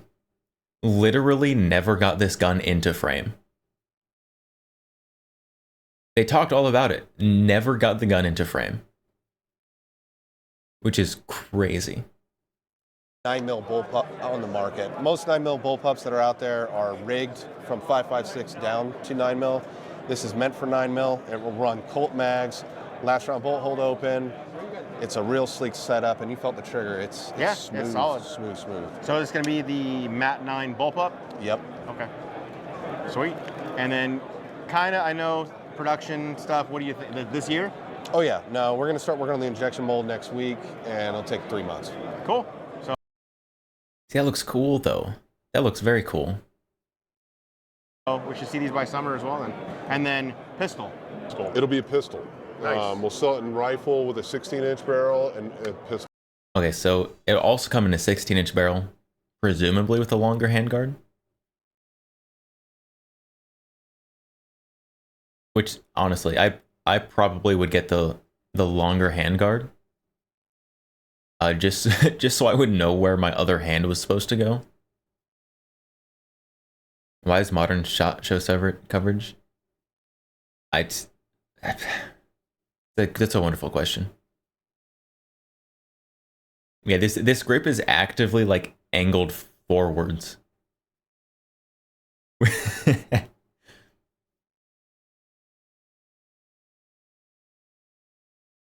So I definitely want one of these. The first thing I'm doing is finding some kind of grip with some extreme backwards angle so it's more normal. I need like, you need an FG42 angled AR grip to throw on this thing. A California compliant grip to offset, exactly. Honestly, I have a 3D printer.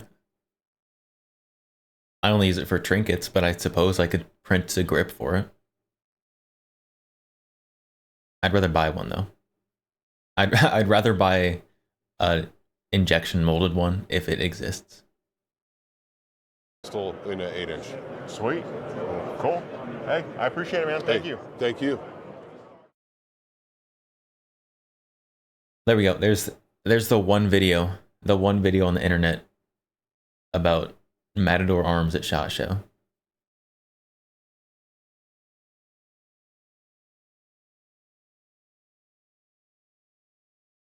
You're still not stoked on the quality of home 3D printers? I mean, someone who like takes a bunch of time to get it all set up and calibrated perfectly, you can print some reasonable stuff. But it still has that like 3D printer like texture and feel, which I don't like. I don't like it. Like I've got this thing right here. 3D printed, right? But like it's got the lines in it that you can feel. You can feel the 3D printer lines. Which is, I don't know if you can see the 3D printer lines in there. This one is reasonably finely printed, but it's still there, and it just doesn't feel nice. Make it look good, you gotta sand it, use acetone. Yeah. And I'm not trying to spew acetone vapors around. It just sounds like a recipe for a disaster when I'm doing it.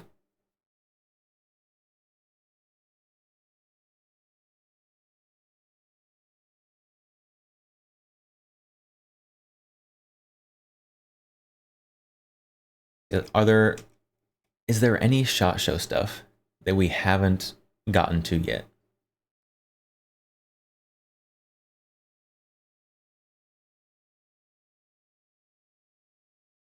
Seems worthwhile. Make things look actually finished.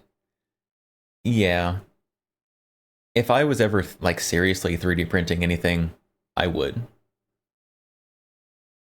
But all I ever 3D print is little trinkets. Like this. the Aztec death whistle thingy.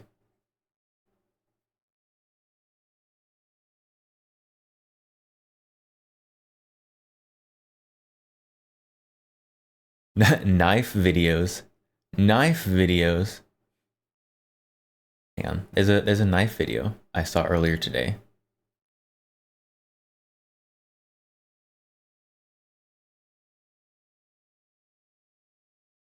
I don't know where I saw it.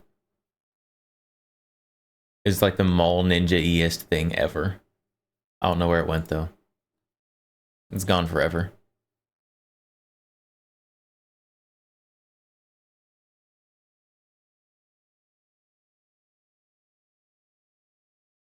Oh.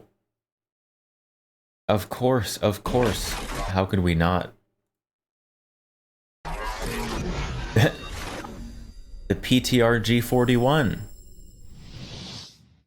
What's going on, guys? Here, SHOT Show 20. I'm still waiting for someone to roast PTR on this thing. Someone needs to. PTR needs to hear it.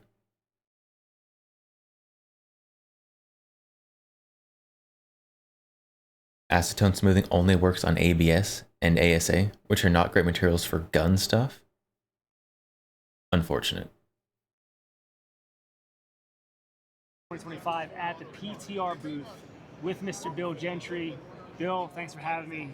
Yeah, you're always welcome. Absolutely. Thank you. So here we're talking about a couple new items that PTR is coming out with. One is a new silencer. So what do we got with the silencer? Monadnock Firearms is the go-to place Hard cut. for anything cool. Hard cut to sponsor. It erupted last year onto the scene. The Vent 1, 2, and 3 took top dog in every category they went into. The titanium with the PIP technology, purposely induced porosity. Yep. That's a mouthful, isn't it? All right. The number one question we got all year, you gonna come out with a shorty? Well, the Spiritus is here. That's her name. The Vent Spiritus 556. New PTR suppressor. What's the I all about? Inconel. Okay. We've made the switch. Okay. Right? So those guys that want to run them crazy hard now have the can they need. Gotcha. Right? Also has the PIP technology built in. Gotcha.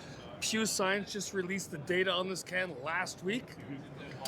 Our poor Vent 3 that have been top dog for so long. Carbon fiber filled filaments Because we got a new king of the hill, baby. tend to hide layer lines with their texture somewhat though. Now I did shoot this at range. So it's not just like the look of the layer lines, it's the feel. It's the feel of the layer lines.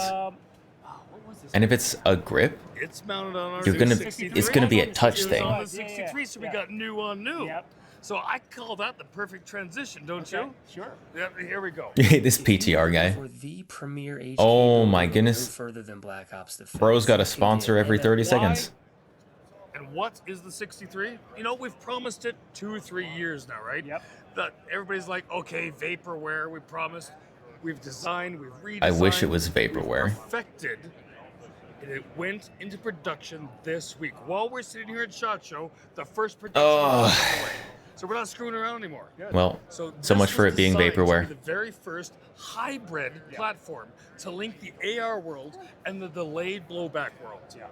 Average gun tube Are video. your viewers comfortable with the knowledge of what a delayed blowback is, or should we dive into that a little bit? They should be, but you. I'm comfortable with the knowledge. I'm not comfortable with you. Tiptoe into that. So most guns, ARs, AKs, they have a locking breech. Why no coverage of the new PTR PCC This model? does not. They use rollers that their What new shoulders kinda PTR pop out, PCC model? Hold it into position with friction. to time it just perfectly. That the moment that projectile I don't know if I've leaves the even heard of barrel it. I'm gonna be is when honest. They retract, and that leftover energy cycles the bolt, throws that next round in. All right. What that does is make the rifle This guy much more is- accurate than more platforms. Simply This guy is so animated, he doesn't seem real.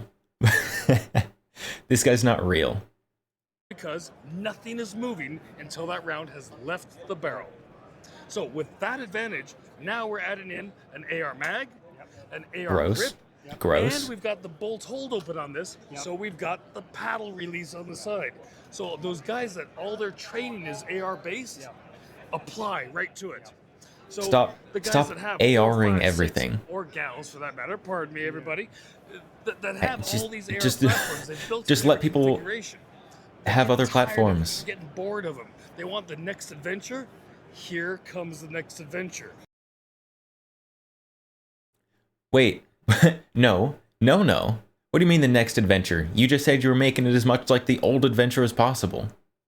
Get out of here with that nonsense. The next adventure.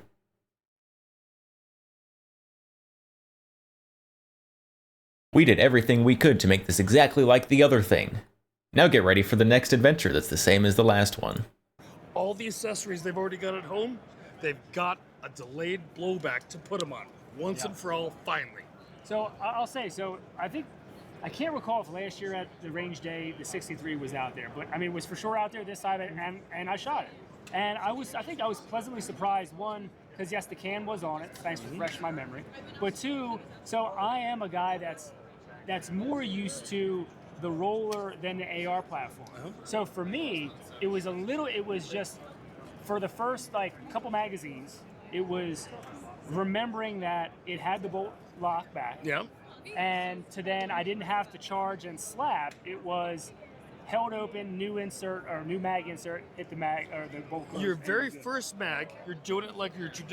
But you don't slap it? You don't slap it? You just hit the button? Why? That's terrible. They took away the slap. You just hit the bolt release button.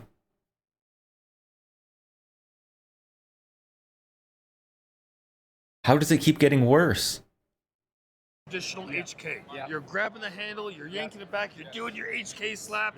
But once that bolt hold open kicks in, you're putting your mag, you're hitting the paddle release on the side. It was a really nice, you used the word hybrid, it is a really good hybrid between the two platforms. It's the first time it's ever been merged. Yeah.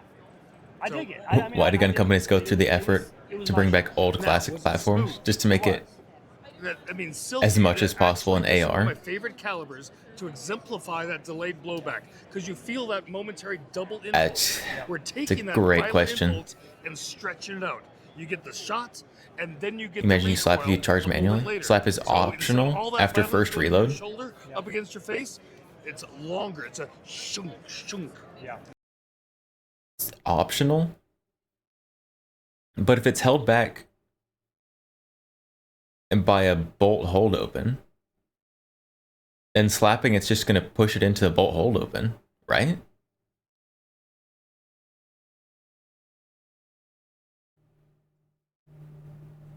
Pull the handle, lock it open, and then slap it. I mean, I would say you're adding an extra step, but if you didn't have the bolt hold open, I guess you'd have to do that anyways. You know what I mean? Yeah. Bill, listen. I appreciate you having me at the booth. I think we touched on the whole thing here. I mean, I don't know, aside from these getting out into the market and people getting their hands on them and shooting them and appreciating them, because I really do believe this is a great hybrid between the two. People that want the roller delay but are so used to the AR. Make new gun or make old gun. And all of that. I play both sides, so I never win. Welcome to SHOT Show 2025. I wish they would never All right, win. guys, stay tuned for more SHOT Show 2025. All those, I don't know, Zenith seems to be losing pretty hard at the moment.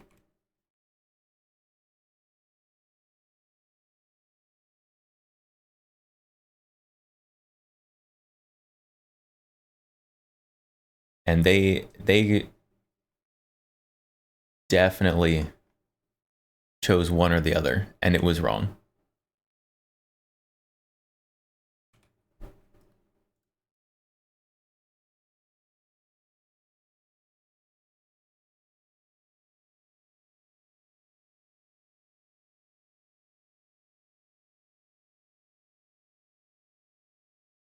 PTR has been getting progressively worse every year, for like the last 5 years.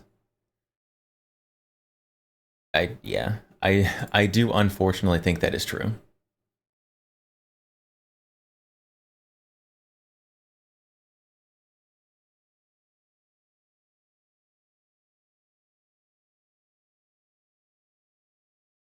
But here we go. Here we go. There's this tweet that I saw earlier today. Oh, the gold bar's kind of cutting it off. So I'll read it to you. I was going to read it anyways. But the folks over at PTR Industries are putting out ringers again. Check out this amazing new rifle out, the PTR 63. A fairly faithful clone of the rare HK G41. This new product has me excited. I love seeing these classics reborn. How about you?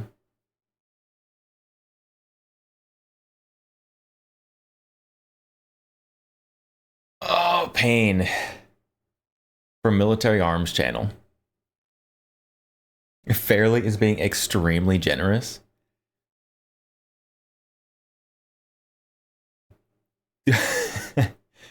It's at this point it's not even close. There's not a single part on it that it looks the same. And then when you open it up, the insides are all completely different too. I didn't have to reply. I had to, someone had to say that this was dumb. So I love PTR, but saying this is a faithful representation of the G41 is like saying that the Zenith ZF56 is a faithful representation of a Setme L. It's just not. So someone had to say something, so I did.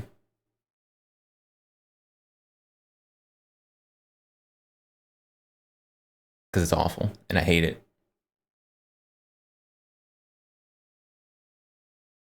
At least the PTR this guy this time didn't actually say that it was supposed to be a clone of the G41. Hopefully they gave up on that. Hopefully they gave up on that.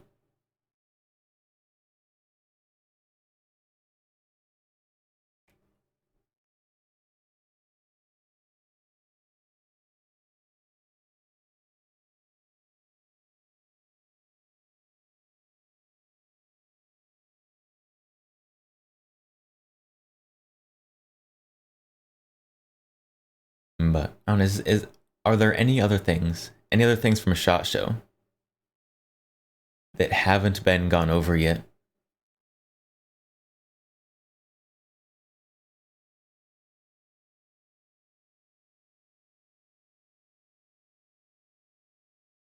I think we've pretty much hit everything.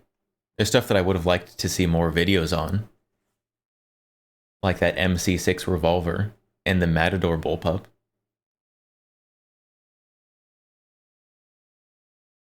Because the only time the MC6 revolver showed up was in the video of that guy who clearly had just done some bathroom nose sugar.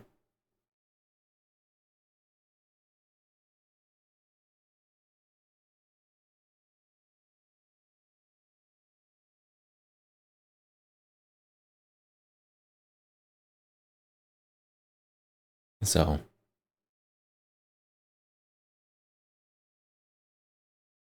I don't know.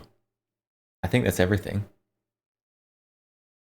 We combed through all of the terrible SHOT Show coverage and found everything there was. Unless there's more that I don't know of.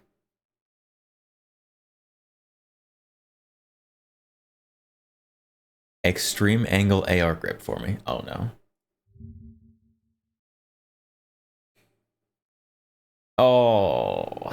Oh, not the finger grooves. Oh my goodness, I didn't even notice how bad that angle was. That is that's just horizontal. Okay, maybe not a 90-degree AR grip. Maybe like a Like a 35 to 45 degree would be okay. Oh my goodness.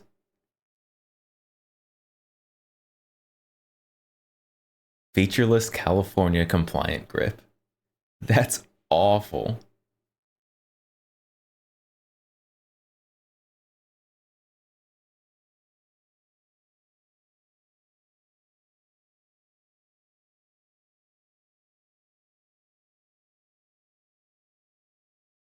How do you even screw this on?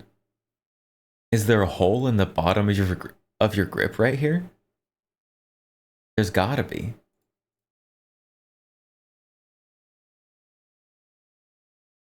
I think I see it. The edge of the hole there.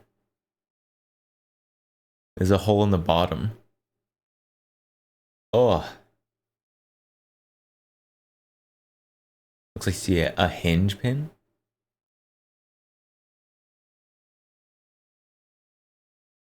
Does it hinge? I know there's the Strike Industries one that hinges. The changeable grip angle one.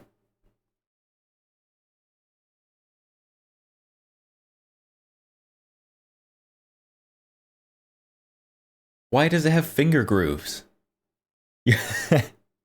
Your fingers aren't going to be at that angle holding this.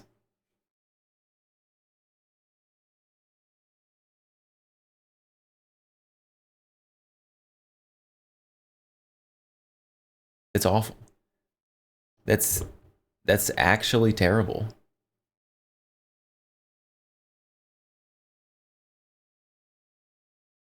Definitely Skittle storage in the bottom. I hope so. If you're going to be having a grip this ugly, you better at least have significant Skittle storage.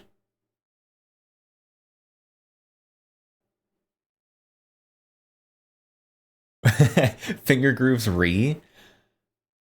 I am nowhere near as opposed to finger grooves as Gotcha is. Like the single finger bump on like an A2 grip, I don't mind. It's not my favorite, but like whatever. But anything more than just like the single top finger groove is awful.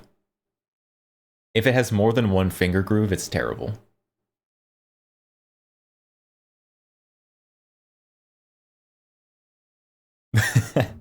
Also, not roommates.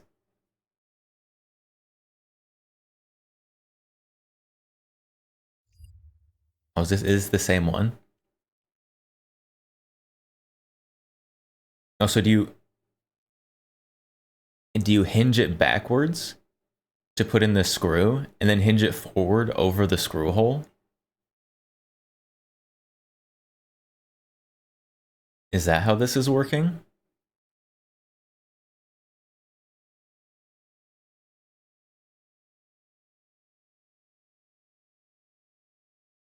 Why even add the beaver tail on top? Shape is built into the lower, adding more material, making grip look more cramped.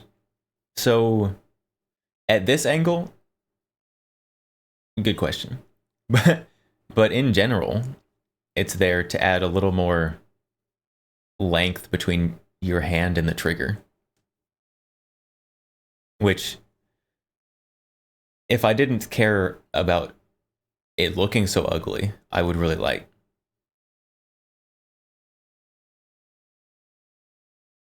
What is this angle? This is the pro gamer angle. This is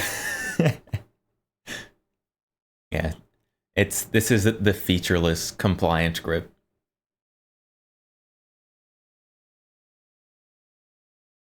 Or probably the grip angle that you need for the Matador bullpup.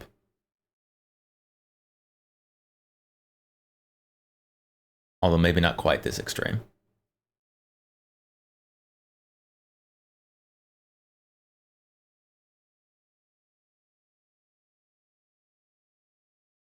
Don't slander the good name of the gaming community.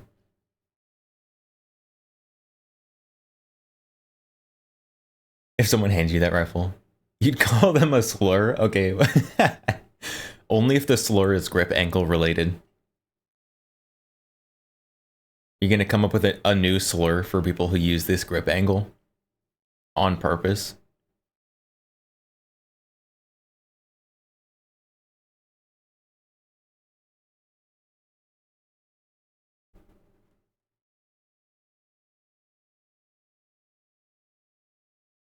Used to think the AR grip with the 5-round rimfire magazine glued to the grip was the best compliant grip attempt.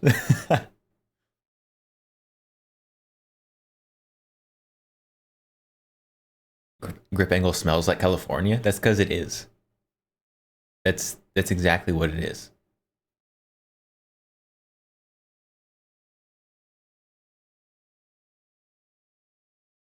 FGAR. Yeah, if this was made out of wood, then you're on your way to start an FG42 AR.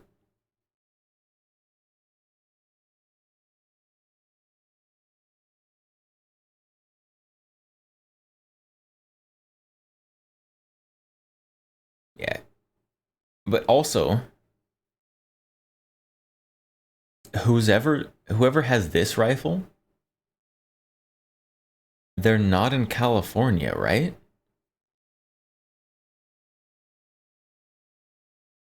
Because they've got the adjustable stock, a 30-round mag, 4 grip.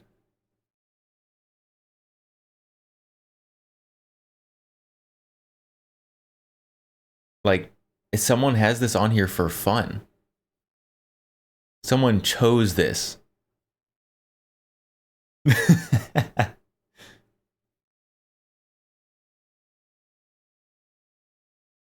Someone intentionally got this grip.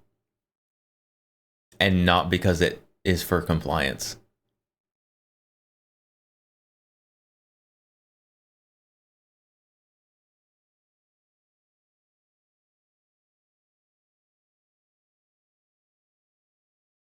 So, some men just want to watch the world burn. Some men don't want to watch the world burn. Some men want to set the world on fire. It's not enough to just watch. You got to participate.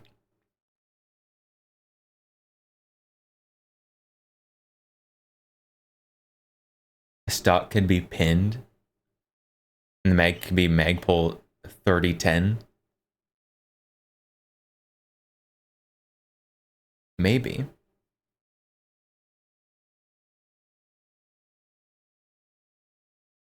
But aren't foregrips still like big no-no? Or is it like specifically vertical foregrips?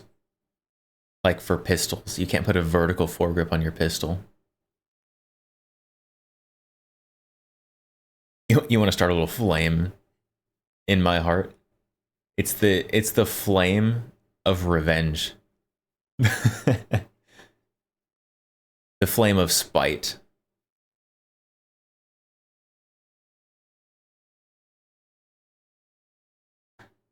It's terrible. I need to stop looking at it.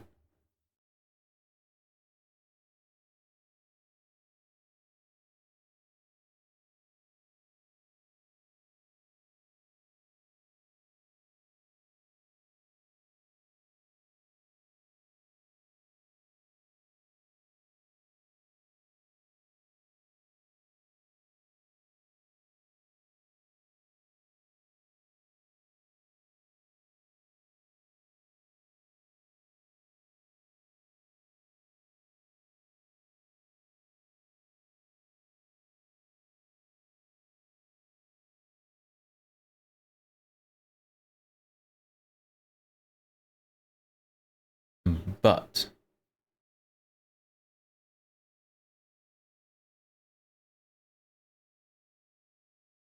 I think we've pretty much gone over everything for SHOT Show. Unless someone's like just released something new, which is possible.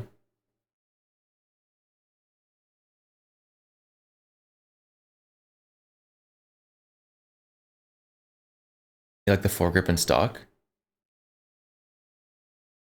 on the table. They match this one. Yeah, so I mean the stock is the retro kind of stock for the BRN 180 lower that apparently just unobtainium now somehow. And we've got the Arisaka little stop up there. I'm a fan of it. Show knife videos.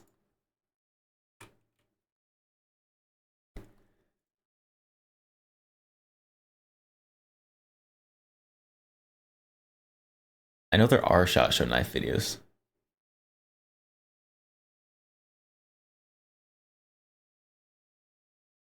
Are they before or after the AI swap?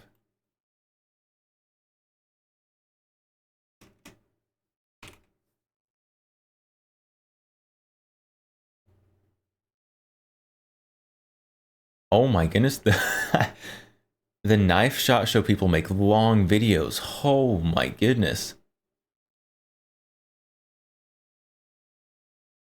33 minutes, 50 minutes, 22 minutes. Oh my goodness. Meanwhile, the guns, they're getting like 4 minutes each. What on earth?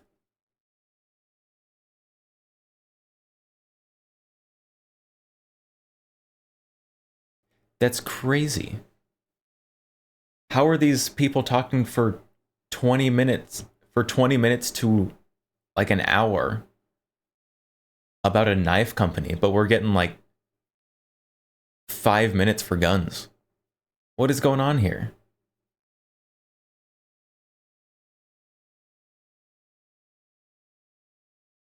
Each knife company has multiple knives. Yeah, the gun companies have multiple guns.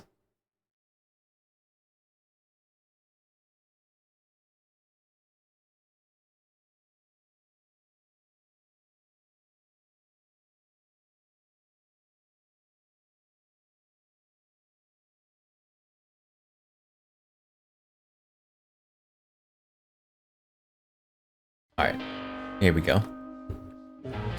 Here's one that's not like horribly way too long.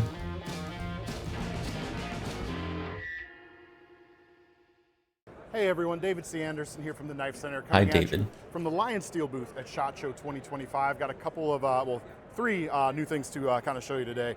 The first is this folder right here. This is the Quattro, which Lion Steel fans may recognize. Multiple guns. Sort of Everyone knows the IWI only makes the Masada and nothing else. And Springfield only makes the Echelon Compact. Handled folder, although there are some other options available with a carbon fiber inlay, MagnaCut blade steel, a bit over that 3-inch mark, frame lock, milled pocket clip. Horribly way too. It's the Quattro, not the Tray. There's 50-minute videos. Another opening method here being the front flipper. And even for me, who sometimes has trouble with front flippers, it works pretty well. Front flipper here is an excellent everyday seems like a strange concept. I feel like I would hurt myself. MagnaCut steel, of course, and the opening hole in the blade means you can do the reverse flick. It is a little bit tight there, so it's Stop caring about knives. Once you got a couple good ones, new ones do nothing better. Getting it here for me. But I mean, it is available, of course, you can make the argument about guns as well. Let's be honest. Flipper tab is removable, so you can leave that on if you wish, which would enable, of course, standard flipper opening, or take it off would make it a little bit cleaner of a profile, especially in that open position. Other titanium options include this bronze and blue. Those are both going to come with different fat carbon inlays, which match Watch the ones of the ProTech, Condor, and Cold Steel. Carbon fiber also available, keeping that front half nice. Cold Steel and makes light. some strange You stuff feel a difference sometimes. in weight between this one and the titanium models. G10 version is, of course, going to be the most affordable. I don't have prices yet in front of me, unfortunately. Just keep your eye out at the Lion Steel page on the Knife Center. Ergonomically, a front flipper is very unlikely to cut you unless it has a clipped tip with a sharp back. The burlap's nice. This What? gold is pretty nice. The burlap is pretty cool. What's a too, clip though. tip? Nice, even brown burlap for the front side. Gives a bit more of a rugged character overall. Feels really good. Next up, we've got a couple of new versions of the twin. There it is. Is that it? A button lock folder, no flipper tab. No, here, it's not a not. button I lock thought that was flipper. the Super With Mall Ninja Chad knife I Nichols saw. Damascus blades in this case. Same great blade shape, same design. They've added a little bit of extra milling to the titanium Where did handle I see here that? to make it I don't know. a little bit, or make it stand out a little bit more for these Damascus versions. And that's I just want to watch it. So Guns and Knives cringes real hard. Inlay. What this basically is here is you've got kind of really leaning into Lion Steel's expertise and their kind of notoriety, if you will, for making integral folders. This is kind of a double integral thing. The titanium handle is integral. So this half and this half are the same piece of titanium, and then you've got a single piece of carbon fiber, kind of horseshoe shaped or U-shaped, nesting on top of that to give the inlay look going on. Very cool, very high amount of precision required to do that. Single position deep carry pocket clip on this knife, rides nice and deep. Good action from that button lock. Oh, he what? That first click with the thumb cutout. Riding there, deep? Blade cutout, or just your standard thumb opening as well. Gold titanium, standard gray finish titanium, and blue titanium, all going to be available with that Damascus blade steel from Chad Nichols. Last but not least, we've got a new fixed blade. This is called the Acha, and this is also kind of leaning into like Lion Steel's integral heritage. Clip that refers to a Bowie knife, ish tip shape. Knife. There's a concave round clip on the back. With a single piece micarta handle here, burlap micarta, which looks very nice. These are going to be M390 steel. Interesting. Samples here. Some of them do say MagnaCut, but the final ones are going to be M390. Feels very good. You've got the ability with that single piece especially to do a nice ergonomic shape. They've certainly achieved that here. Blade looks to be about 4.5 inches or so. Crown spine, of course, which is always nice. Versatile drop point shape, whether you want to take this out as a hunting knife, a camping, hiking, whatever you want to do in the outdoors knife. That's where I think it makes the most sense. If you're hunting with a knife, you're crazy. Feels really good. But here's the trick up the sleeve. Let me show you the sheath real quick. You can see this bit of hardware attached right here on the nice leather sheath. What that bit of hardware is essentially a small takedown wrench, and the pommel here at the back you see has these little holes in it. Stick that in, loosen it up a few times, and you can actually unscrew this piece and take the whole knife down to its components, which is going to make it very easy to clean if you need to. A symmetrical double edge blade would also be an issue for front flipper. You don't think you've ever seen one in that configuration? You're not too big on knives. Aren't like double bladed knives usually like an out the front knife or something? As well, which is always fun. The assembly is exactly the opposite. Push the cross guard up, pop that in. Oh, modular knives. The back and back into. We don't just have modular guns, we've got modular knives now too. With the wrench, you don't want that that cross guard wiggling around on you. Just give it a couple turns, and you're good to go. Super solid feeling fixed blade with a really cool handle that feels phenomenal. Take away that gimmick factor if you like, it's still a fantastic, usable fixed blade knife for the outdoors. Several colors, black and black coated and satin blades available. Coming soon at the Knife Center, of course. That's all we've got for now. Make sure to follow the rest of our SHOT Show coverage and follow the links in the description to take you over to knifecenter.com. Right. You said cold steel. Is cold steel doing anything particularly interesting? They're doing a lot, apparently.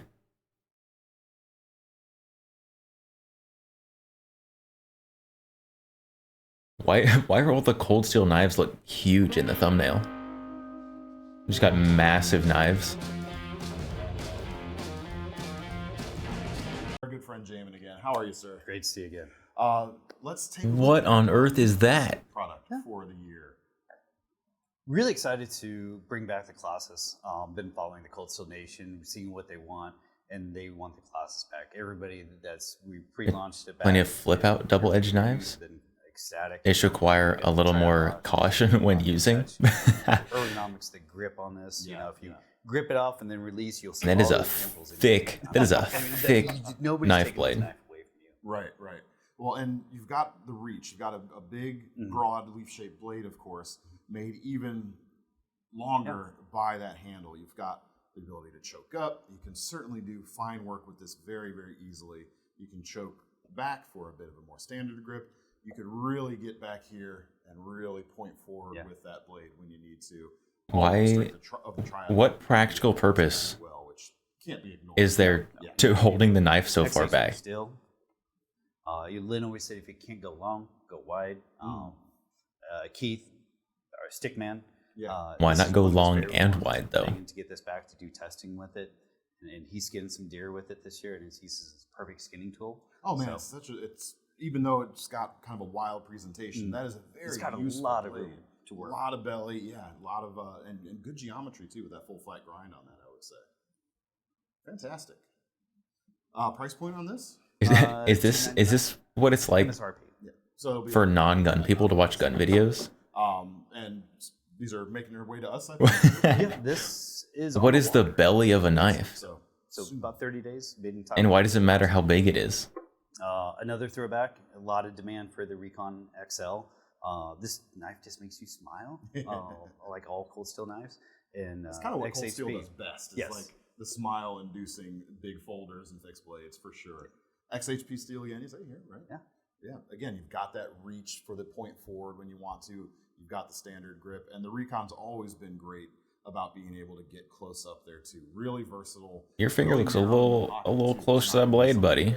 Despite the size, is too much. No. But if you think it is, there's smaller versions available, which are still pretty big. Like, Yes. As we were saying earlier, like there's Cold Steel, there's small knives, and there's Cold Steel small, which is not so small. Not so small. You've still got plenty of capability with those, of course, too. Triad lock. If folks don't know about the Triad lock, it's been around a while by now, but it is one of the strongest on the market. It's self-adjusting over time. Like traditional back locks might get a little wiggly after they wear out a little bit. This thing just keeps on trucking. Yeah, Triad's meant to pass down to generations. Very good. Next up. Yeah, kind of Making things to pass down through generations. Is the Black Sable. Companies don't do that anymore. That's crazy. Steel on there with a high polished blade. This is just traditional with the Black Sable back in the days. Just had the lock back. So this is Holding at the bottom of the grip. Puts the center of mass higher. Titanium liner also on this to help. It's a bigger handle. It's got some weight to it. Makes for better swinging. Yeah. Choking up on the long grip allows the same knife to be used for more precise. Cut off. It's really. Yeah, so I mean, I know holding up higher is useful. Like if you're gonna skin a potato or an apple or something. If you're a coward who doesn't want to eat the skin, When you hold this, then it's good for that. It just feels like a nice, worn, and broken glove. Excellent.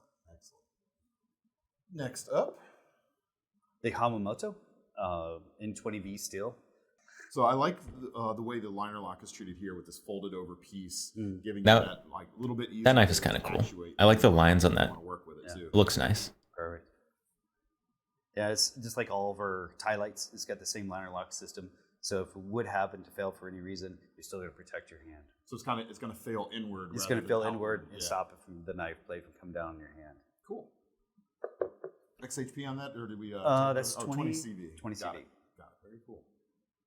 Yeah, that's cool. New Frenzy. New Frenzy. The traditional Frenzy was just a great seller, still is to this day. It's a little guy.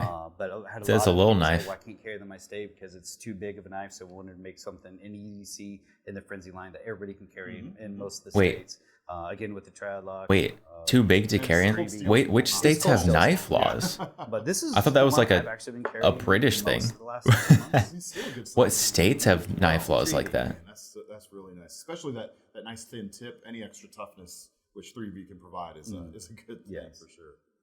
Yeah, rock on, man. Around 169. Not too bad for those materials. That's really not too bad.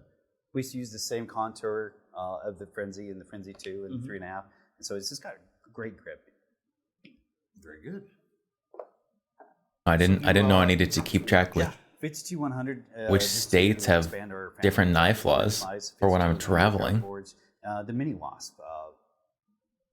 again, it's Hawaii. still small version, but you know, the That's crazy. traditional wasp was a little too big to put on my plate, and I was like, man, Every state has its own knife laws, just like gun laws.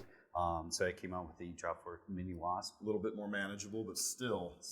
I don't know. In Texas, you can carry a sword. The cool thing about like, is you've got that. And I do sometimes. It's all single piece. You've added some micarta here to give a little extra girth, but it's one backbone of steel, through and through. Less failure points for sure. And then of course Securex sheath, classic. What we expect from Cold Steel works very, very well. And a new Andrew Demko collaboration. Yes. Worked with Andrew on this. Okay, We saw what a lot on of push daggers in earth Cold is Steel that? line and wanted to come up with a new aggressive, big Cold Steel-ish push dagger knife. And we worked together and came out with this Java push dagger. What is that Nice for? micarta handle, SK5 steel. You know, the Java is actually the birthplace of the crisp blade. So a lot of people wanted just to tie in that aspect. And also, if you put like a coffee mug right here, it's like the steam coming off the coffee. What in the mall, Ninja? That's a morning. Exactly. If you need a slow drink of coffee. So I'm sorry, I couldn't help it. Yeah. Then you have your little cat. So if you do spar with it, you can disarm. So If you spar with it, one of my new favorites. excuse me.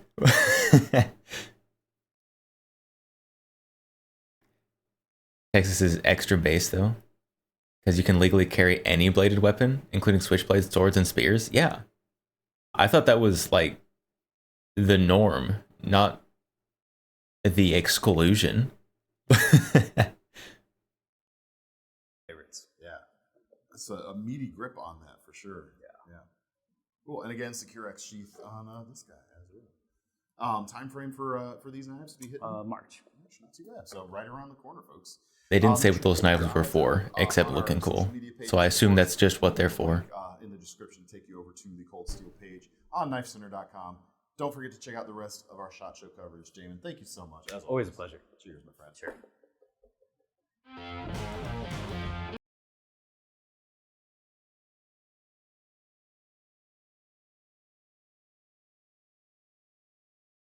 Gecko, you can't carry brass knuckles? Or anything similar? What? Brass knuckles? Why? What about those like things that are like advertised for? I've seen them advertised to women. They're like bright colors, like bright blue and bright pink, and they're like a 2-finger like knuckle duster with a spike on it. It's like self-defense, which like it's probably better than nothing. Definitely not as good as a gun.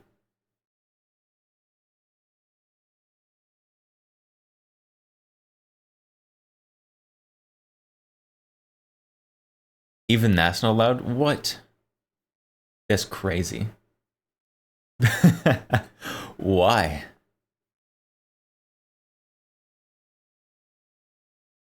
Auto knives were banned in Illinois.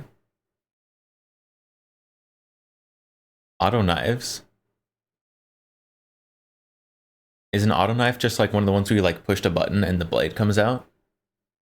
Is that an auto knife?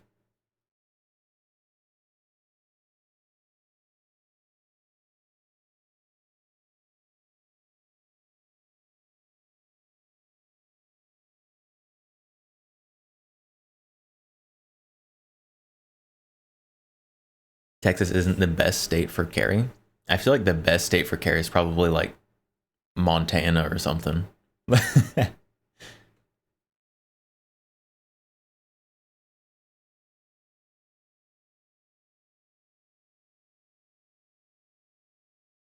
Wait, you can literally carry a sword, but you can't carry a pink plastic like half brass, half knuckles self-defense tool?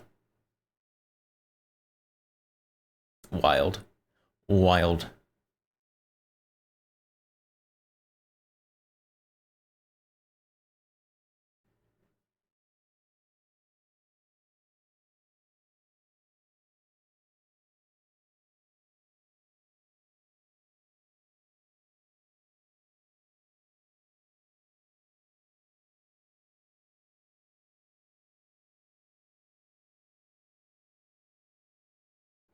Weirdest law you know?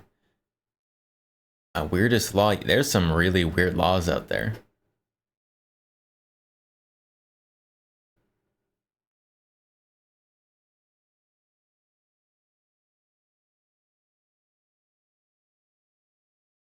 I can't think of any specifically off the top of my head, unfortunately. But there are definitely some crazy laws out there.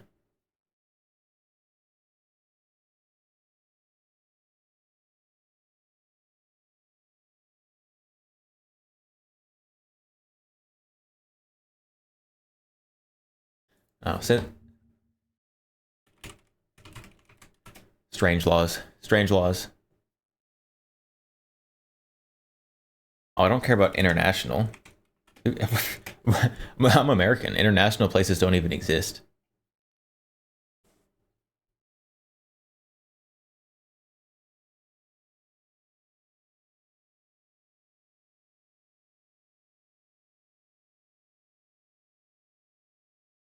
Let's see. Let's look specifically at Texas, because that's where I am.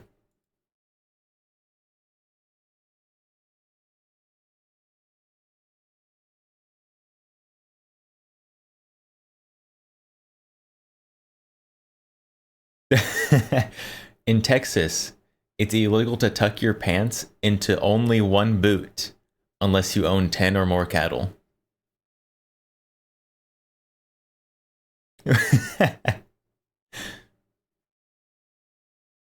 There you go. The more you know.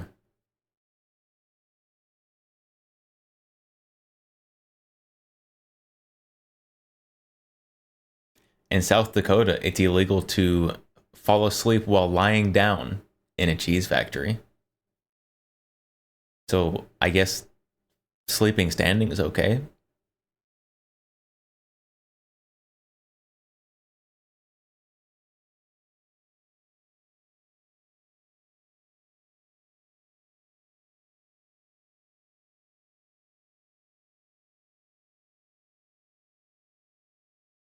In North Dakota, it's illegal to lie down and fall asleep with your shoes on. I'm a felon in North Dakota. I've fallen asleep with my shoes on before. Not like on purpose. Just like after a long tiring day. And you just lay down for just a second, but then it ends up being longer than just a second.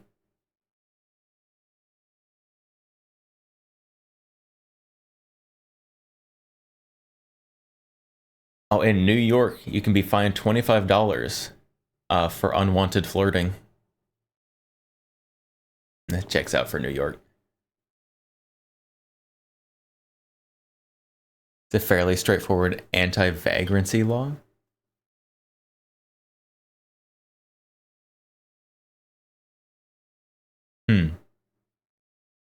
You do that a lot as a kid in school, slept with your shoes on. Yes, you're not missing North Dakota. Are you a bunch of shoes on sleepers? Forget the socks on or off while sleeping argument. Do you sleep in shoes?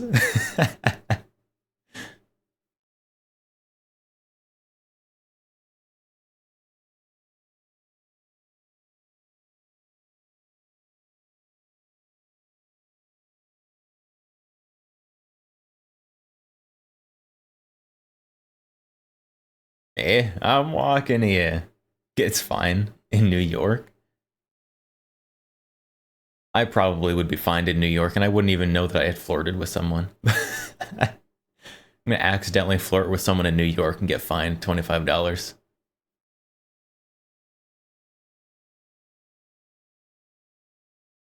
Oh, in Montana, it's a felony for a wife to open her husband's mail in public. That's crazy.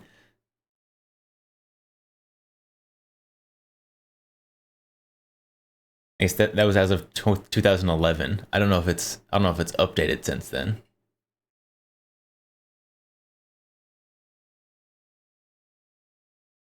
There's a bunch of laws on the books to allow cops to arrest inconvenient homeless people. Yeah, probably.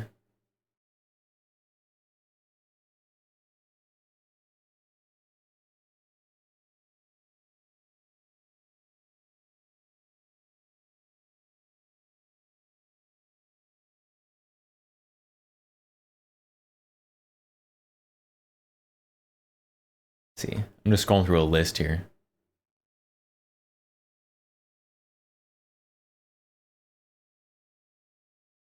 Apparently in Iowa, horses are forbidden to eat fire hydrants.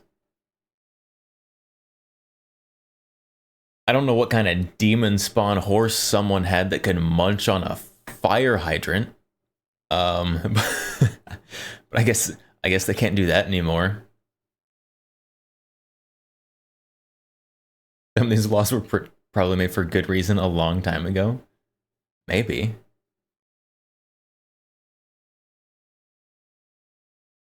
In Indiana, it's illegal to fish with your bare hands.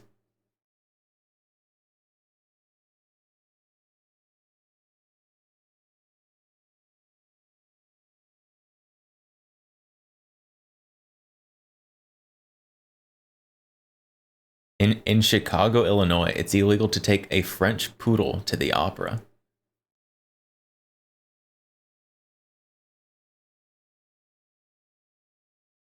How did you shoot tea out of your nose with a demon spawn comment? What? What? Fire hydrants are made out of metal. What kind of fire hydrant at any point in history has been made out of something that a horse can eat? Like, honest question. It has to be some kind of demon horse if it's eating fire hydrants. That's insanity.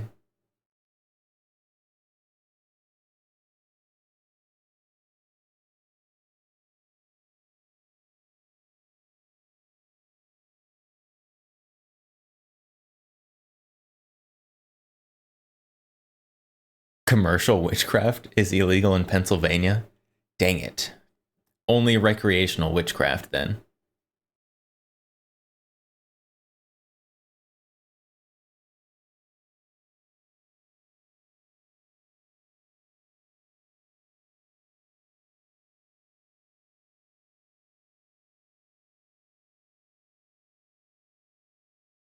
In Florida, it's illegal for an unmarried woman to parachute on Sunday.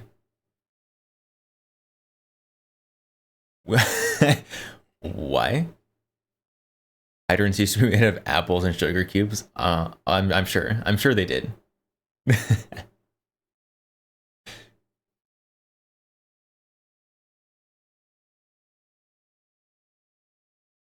In Florida, it's illegal to go fishing while driving across a bridge.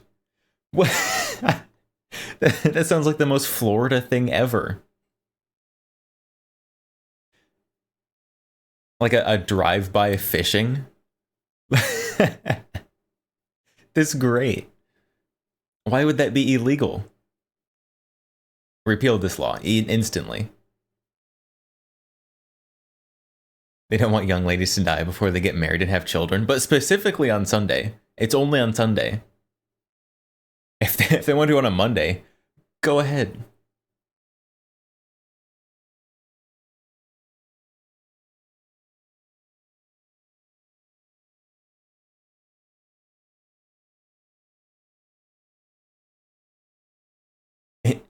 In the District of Columbia, it's a crime to give false weather reports. Weathermen everywhere quivering in their boots. I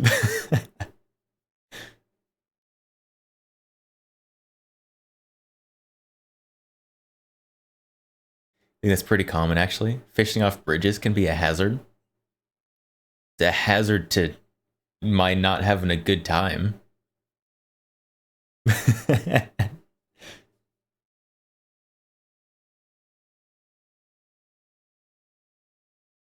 But it's specifically while driving. While driving across a bridge, you can't fish.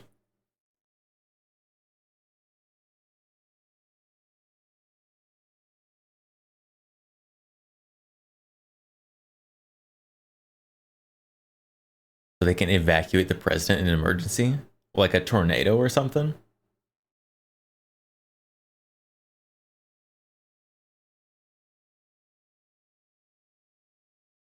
Oh, Connecticut. I've heard this one before. In Connecticut, you can't call something a pickle unless it bounces.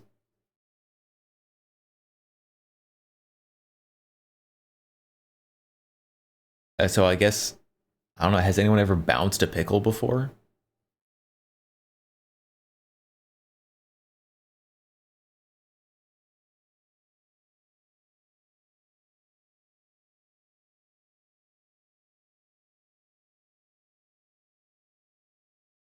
In Colorado, car dealers may not show cars on Sunday. I thought that was a normal thing. I think in Texas, car dealers can only show cars 6 days a week, and they just choose Sunday not to show. But pickles don't bounce. With that attitude.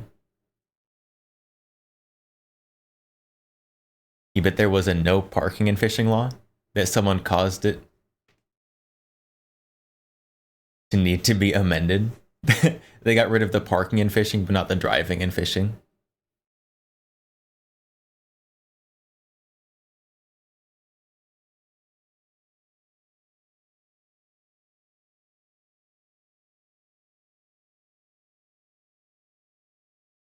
Wait, is this real? In California, is it illegal to set a mousetrap without a hunting license? Is that real? I mean, that sounds very California, but can anyone confirm?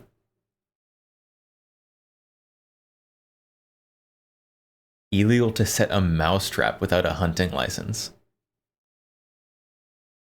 What's the minimum sentence required? I don't know. We don't have that list here.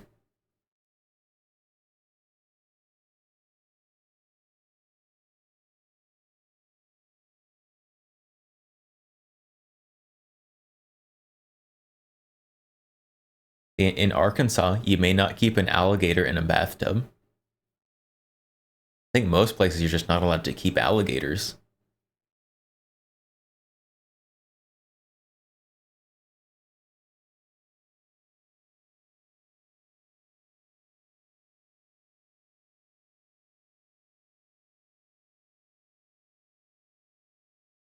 In Alaska, it's illegal to wake up a bear and take pictures with the bear.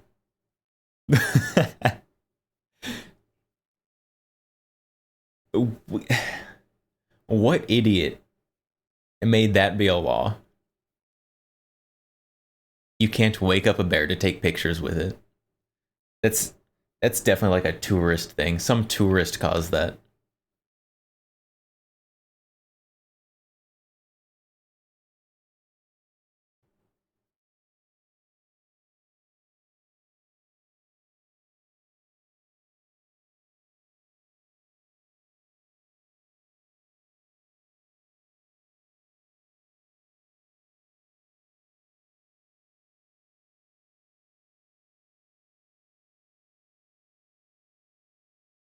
Were they a Darwin Award recipient? Probably. Probably. Unless they took the photos real quick and then dashed out of there. It's like if you wake up a hibernating bear. Have you seen a hibernating bear wake up? They're all groggy and stuff. Might take them a second to figure out what on earth this idiot's doing.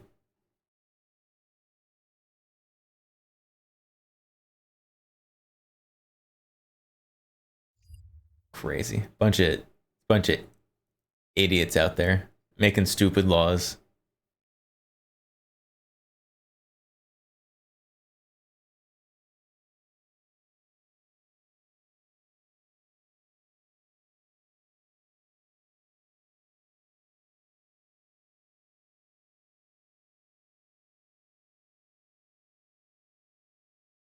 All right, but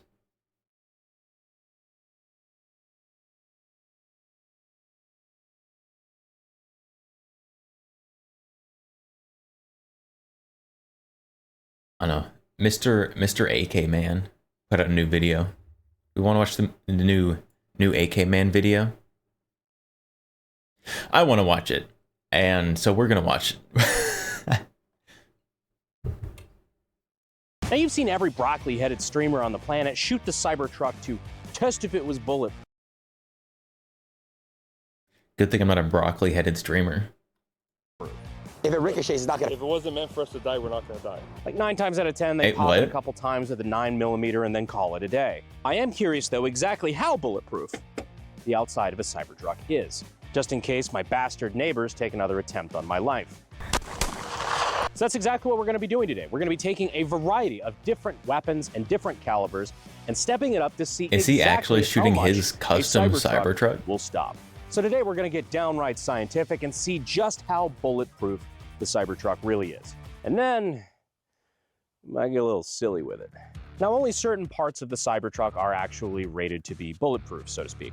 Those parts include the doors, which is the only part I really give a shit about, to be honest. I mean, if I'm getting shot at, I want me protected, not the people I have tied up in my trunk. This bad boy, not only is it fun to drive, but it's also been a pretty good prop here on the channel. So instead don't tie of up people shooting and this put them in your one, trunk. I'm actually going to be shooting Unless it's consensual. a Cybertruck door that I was able to find. So we're going to be shooting this Oh. piece by piece. with Oh, different he's not calibers shooting to his see custom exactly Cybertruck. how much damage it does until we get to something that I'm stops so it. disappointed. Let's be honest, we're not going to stop there. We're just going to keep shooting shit out of it. Starting out, obvious place, 22LR. CP33. MP7 at home, no less. So load up a couple of these, and we're going to see if it stops on the Cybertruck door. Spoiler alert, it should. I mean, it really fucking should. And firing.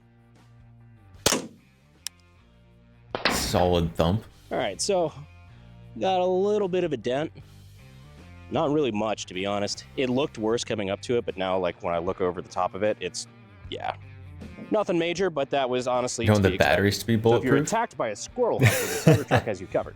Moving on up, this The- next the one is batteries for are, all like, you Stalker and Tarkov fans. We right have a behind the 9x18 back seat in the Makarov, Cybertruck, aren't basically they? just a spicy 380.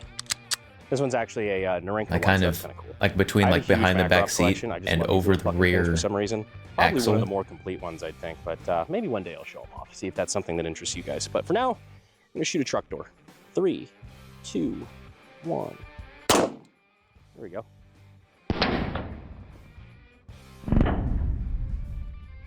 All right, so we see a little bit of a deeper impact, a lot of a deeper impact, actually. A little bit of texture on that. It's all right, it's good. It's great flavoring for your food. It's kind of like MSG, really. Next up, BZ61 Scorpion in 32 ACP. Not the whole bottom, Just in case you like the owe other money ten. Oh, to they check very the well mod, may be. Which I don't, for the record. Just putting that out there. 3, 2. I know the like the Ford electric cars. They're just like Saw that, right? behind the back seat and into the trunk. All right, Scorpion submachine gun. Did not fare much better than 9x18. In fact, I would actually say that's less of an impression. It's not about the size of the round. It's about the motion and the ocean. In this case, not a lot of motion either, so you're just fucked, I guess. Next up, we can take these off. We're going for subsonic 9mm out of the MP5 SD for drip factor alone. If you played Wet Work on Call of Duty 4, we can be friends. All right. Who didn't play that? I don't know if it's because I had the ears off, but you could hear that thunk on the door was way more solid. Yeah, that one's pretty good. Still I some said lead more in there, center too. of a shot. Did It's not gonna puncture though. So now vibrate move the up to door better. supersonic Make some nice. Now for supersonic Nice 9mm, we're noises. going to be using my Staccato XC. Fucking love this handgun. Firing.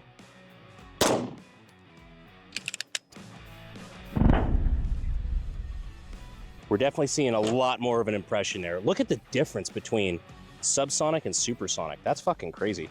That is proving something that I've said on the channel quite a lot. And Let us something I think pretend we're to be gonna prove here in a surprised that the second even more. supersonic has more That power what than the punches through subsonic. armor, what punches through shit like this, is all about speed. So a big round that's slow and fat is not going to punch armor as well as a small round that's really quick. So you saw the difference from speed there, where this is going to go. To really test this, we've got Speed. the 45 ACP. Oh, well, A round so full so of much for Moskowitz going more power that it speed. single-handedly won 2 world wars. Something about the 45 ACP, though, is that while it is a very heavy projectile, I mean, that is just a chonker of a bullet there. It is also pretty slow. I think most 45 ACP is naturally subsonic. So we're gonna see how that fares. I'm gonna try to put this right above there. I put that 9mm, and we're gonna see how it compares. There you go. Very satisfying thunk on that door. So while the 45 ACP that we're using here is about twice the weight of the 9mm that we used. Where do I get the random impression car really doors to isn't any shoot at? deeper. It's a little wider because it's a fatter Besides the round, dump. but I don't think it's deeper than the 9mm. Probably But we already the kinda knew. dump, I mean, honestly, fucking is the best Elon place. shot this with a 45. A bunch of people have shot it with 9mm, including, by the way, I do want to point out, somebody said that this could withstand AK fire.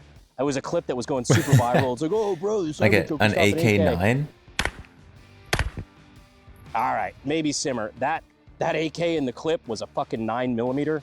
It's probably some like Palmetto AKV or something like that. Not really the same thing. I'll be dead serious here. I have no idea if the next shit that we're gonna test is going to be stopped or if it's gonna punch right through, but you know what? That's why we do it.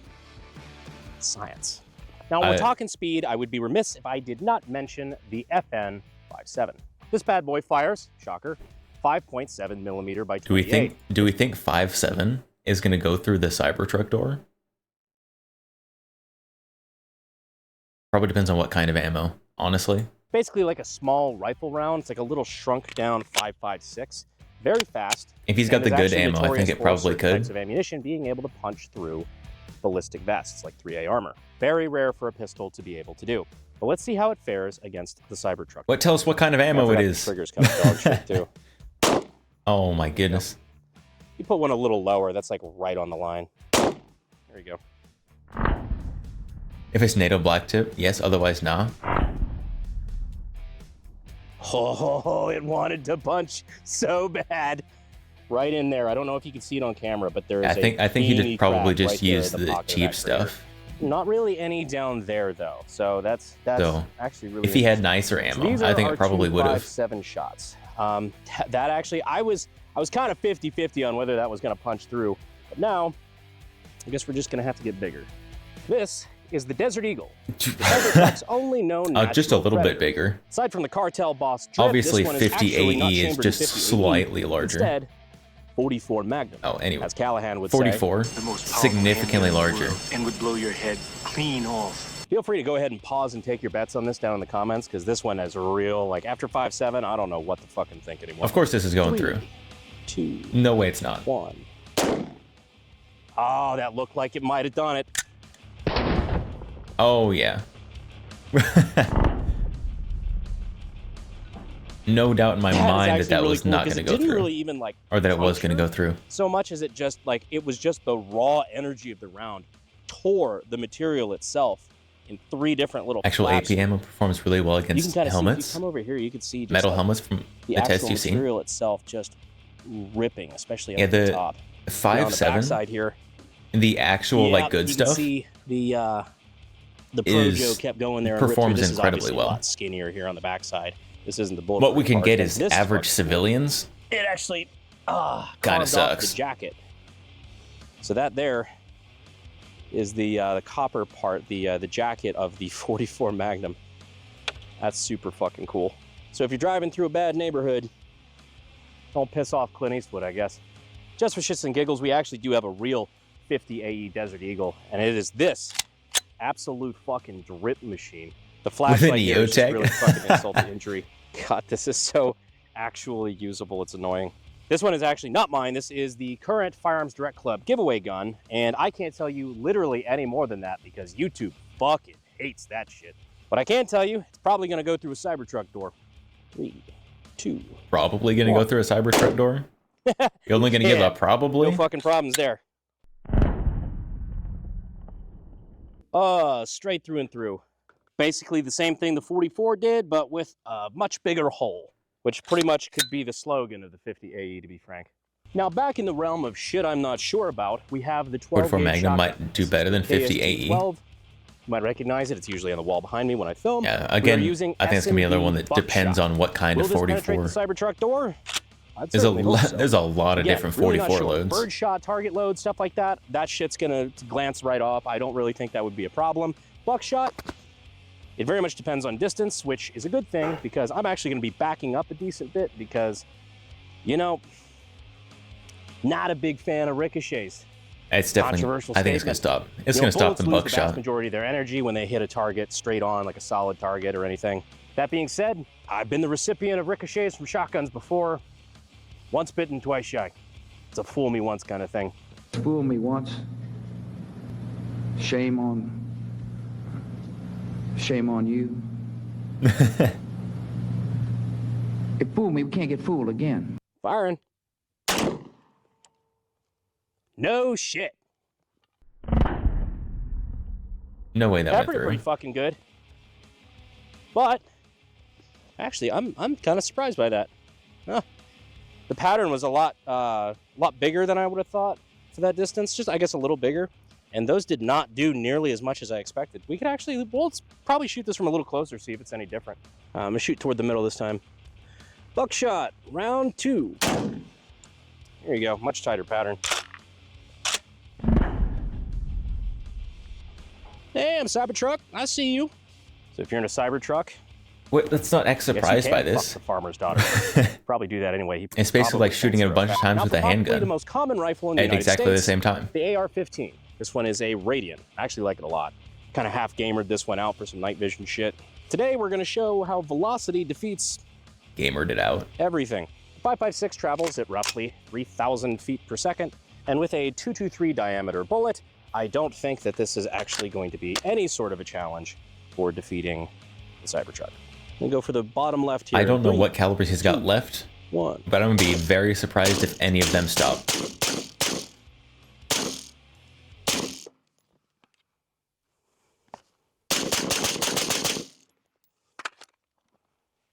Don't think that one's a problem. You can see all the rocks flying up behind it. I just bent over to explain that we just Swiss cheesed the door with a rifle round, and I did not realize this was a live Coca-Cola. But the spalling from the other side made it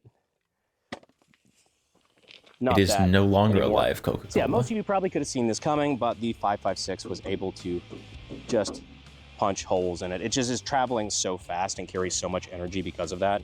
Even though it's only, what, a 55 grain projectile, it's just the speed is what defeats armor. Which is why the majority of police vests, you know, like soft armor vests, anything like that, great at stopping pistol rounds. But as soon as you get a rifle round into the equation, there's just not a lot you can do about it. But, not what I was looking for. But, it can be really fun. And I know exactly the gun to use. We're skipping This, if straight you're from not familiar, 5.56 to 50 BMG. A 50 BMG, You're not to be gonna- confused with not gonna, AE, like the Desert Eagle. 50 like, BMG, big content farm the motherfucker, video big length with motherfucking some other gun, stuff? if you will. And I know this is gonna punch through that door, but it's gonna be fun to look at anyway, especially since we are using Mark II11 Raufoss today. Type of specialty 50 caliber ammo that should give us a nice little pop. Is this a little gratuitous? And give you a big dent on your Yes. wallet. Firing in 3, 2, 1. Oh, he's shaking. See his elbow shaking. It's fucking stupid. How much does that thing weigh? Besides a lot.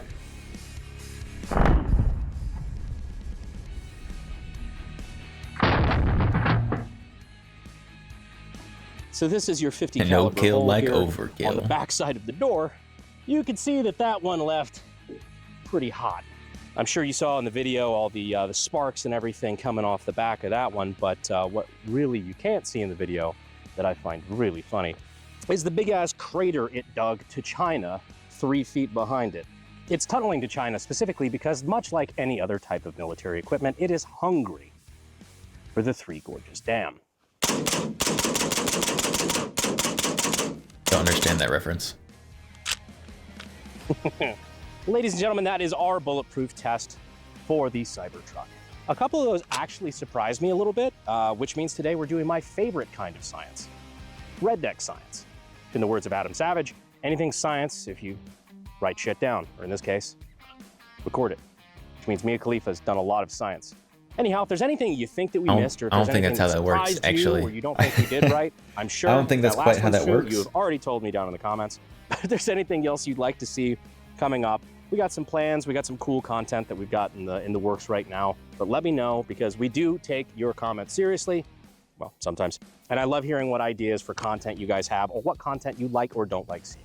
So let me know what you thought of this down below. Don't be a dickhead to service workers, and I will see you sexy YouTube mother lovers in the next video. Thanks. All makes sense to me. And I'm gonna be honest, not a single one of those tests surprised me.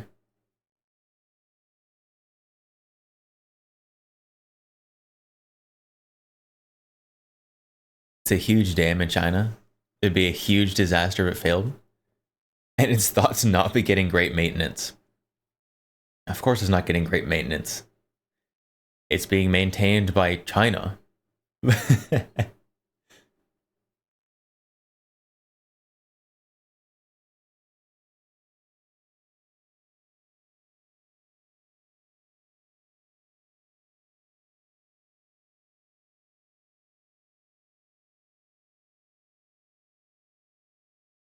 So hopefully that dam doesn't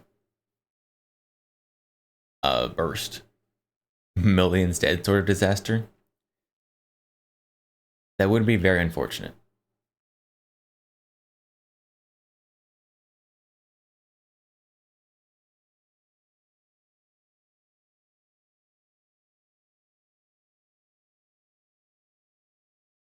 You do usually want to avoid the 7-figure death count. I was going to say natural disaster, but that wouldn't be a natural disaster. An unnatural disaster? Man-made disaster, probably.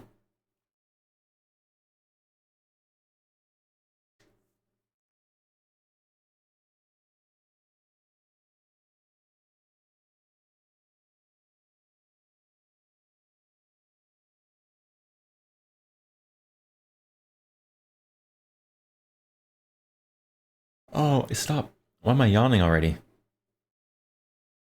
It's barely after 7 and I'm yawning? Goodness sakes. Goodness sakes.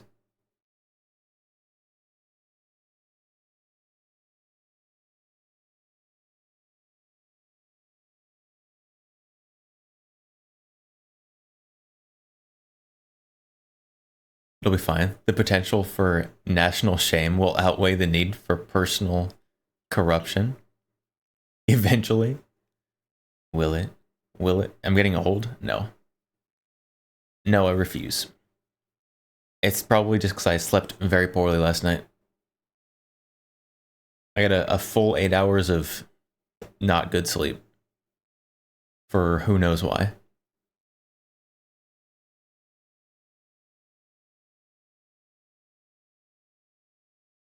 It's actually probably because I've been trying to fix my sleep schedule, honestly. I've been trying to go to bed at like reasonable, not degenerate hours. Which, first of all, crazy.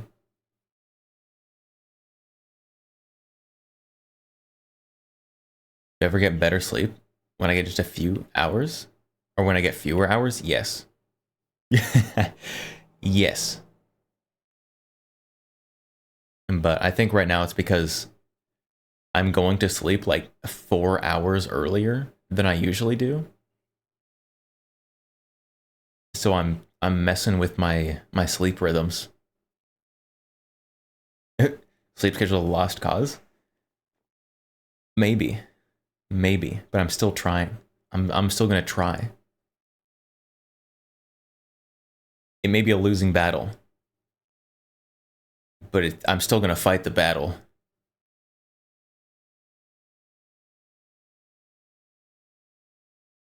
Because sleep, even though it's cringe, is important.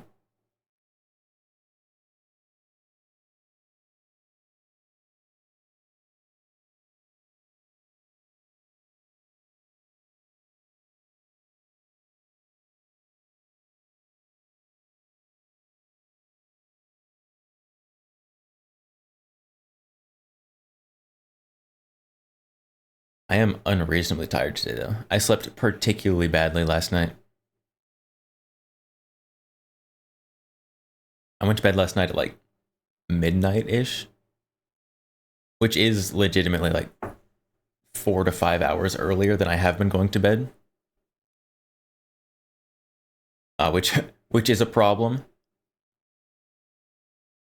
But so I went to bed at midnight, and then I woke up at like 4:30 in the morning, and was just just awake,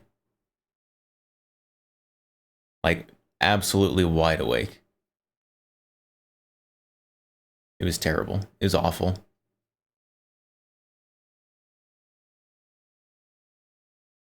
Just wake up when I usually go to bed and not be able to sleep again.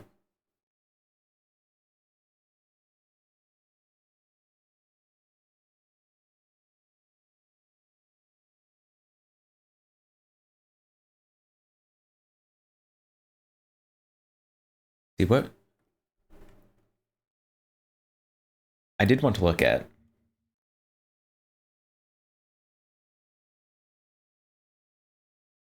I want to look at the primary PWS UXR. So I have no idea how much those cost. And I think the 762 one is pretty neat. I also, however, don't want the stupid AR buffer tube one that they said that they were going to. Because that sounds terrible.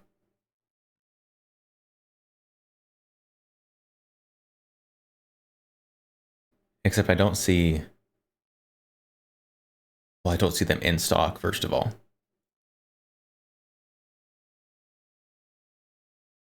But, they're basically the same price as an XCR. I don't think I like them as much as an XCR.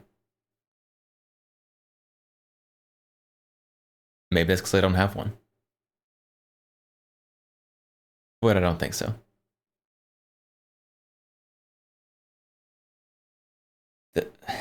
How does the 7621 look so much better than this one? Aren't they heavier than the XCR? I don't know. How much do they weigh?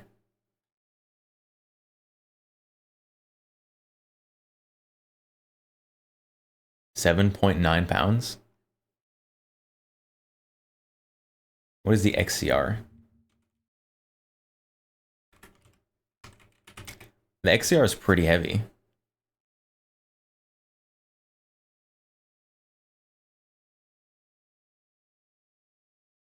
Okay, so the XCR standard, XCR-L standard, is 7.5. So it is. How is it heavier than the XCR?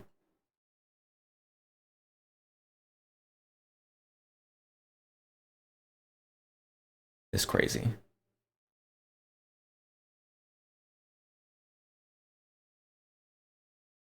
Modular. XCR is very modular. Got changeable barrels. Available in way more calibers than the UXR.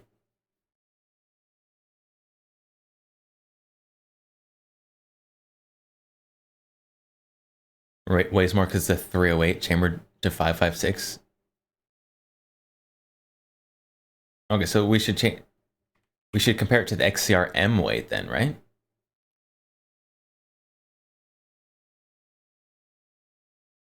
The XCR M, because that's the 308 version, is 9.2 pounds. Which is significantly more.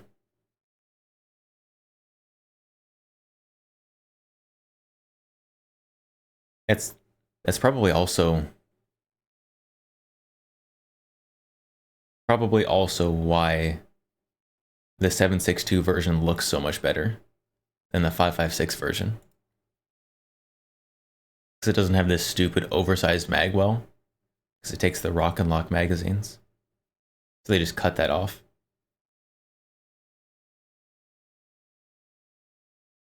That is actually, that's probably why.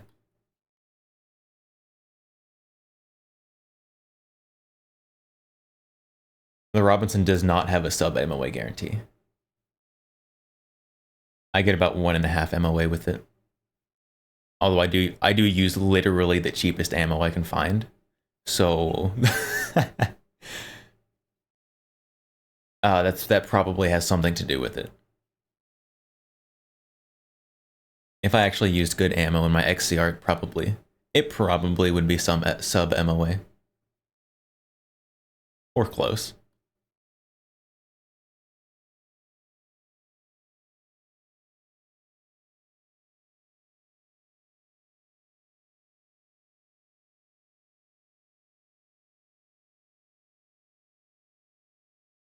If I was plenty for shooting at trash?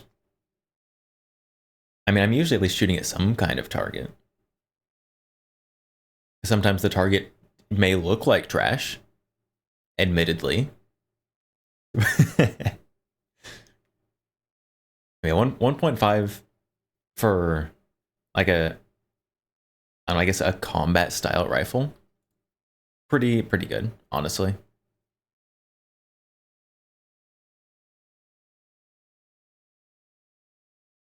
I feel like most mil spec, like truly mil spec stuff is gonna be like 2 to 3 MOA. Sad real gun range behavior. I didn't say real gun range, although I do go to quote real gun ranges more often than I would like. Like even out shooting on land, right? Like you've got empty box of ammo, perfect target, right? Because you shoot it and it like jumps and it moves. It's perfect.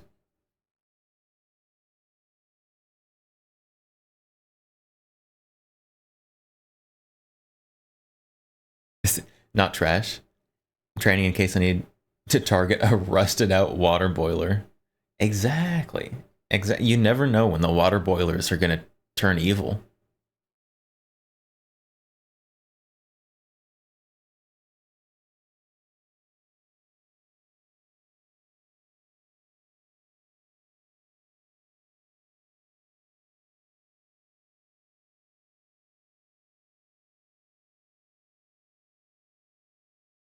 The 7.62 UXR did catch my attention. But then they said they're putting an AR buffer tube stock on it, and it lost my attention again.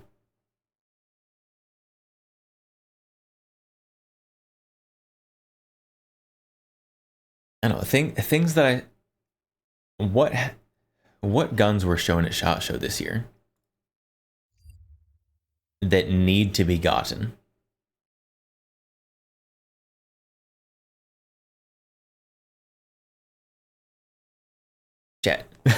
Chat, what guns that were shown at SHOT Show are you gonna buy?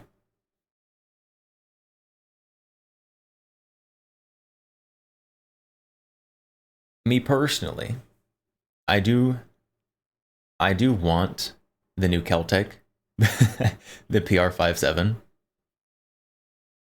I don't want it as bad as I did originally, because when they were just teasing it, you couldn't tell that it was like a super lightweight, compact gun. If it was just like a normal, like full-size gun, I'd be way more into it. So I'm probably going to wait a little bit for the price to drop, because it will.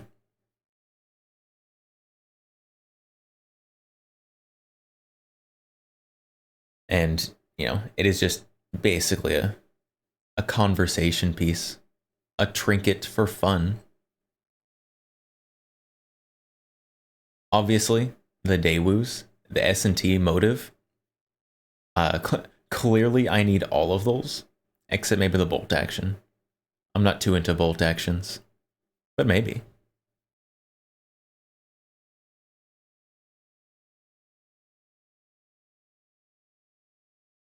And hopefully those actually do come this year. That'd be really nice.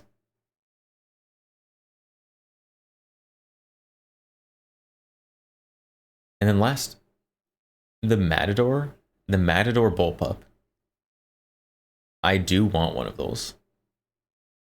Those look super neat, super nifty.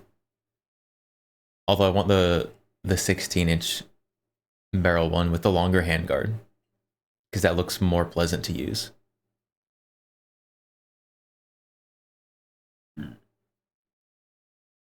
Excuse me.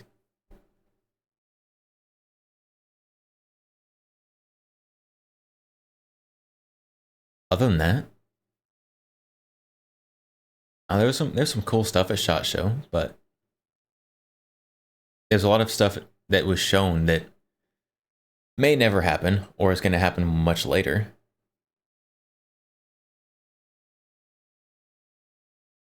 TP9 at home might be a good base for a 22 TCM subgun if it ever comes out.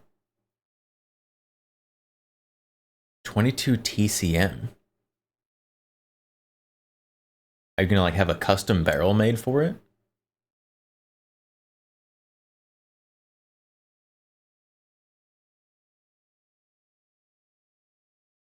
You want to get a high point for your on-duty carry? Where is your on-duty?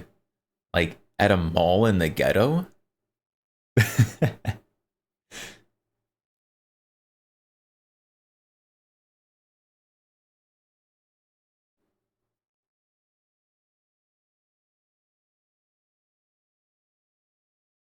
Military base? That would be hilarious. Only if it's pink and has bunny charm hang. You need the the Muddy Girl camo. High Point makes one with the Muddy Girl camo.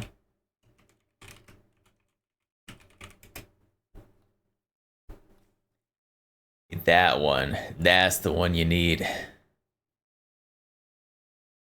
If the link will click. There you go. Look at that thing. And it's got a compensator on it. Oh. Out of stock though, unfortunately.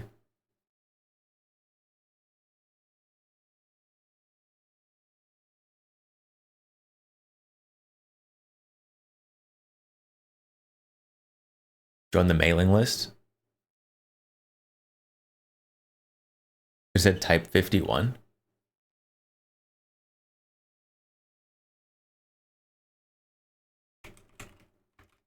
Not me. What? I don't want a car. Type 51 like Tokarev?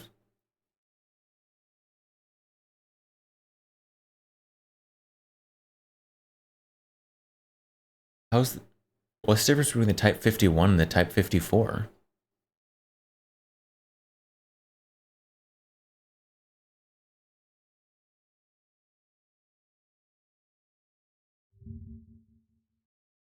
Good luck getting ammo for it? Isn't it a 7.62 by 25? I mean, it's expensive, but you can find it.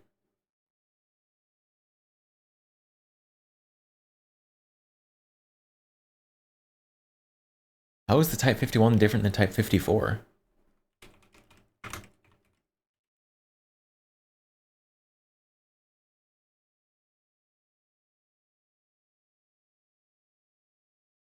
Type 54 is the improved version. Thank you, but what's the difference?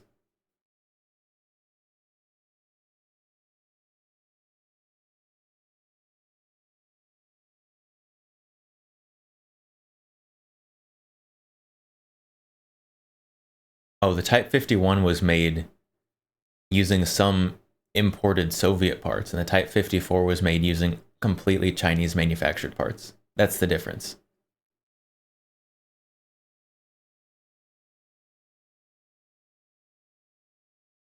Oh, Australia? Ah. Ah, I see.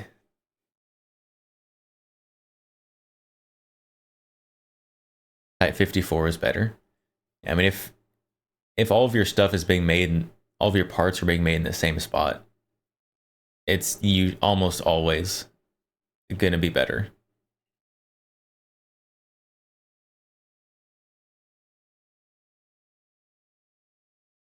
762 by 25.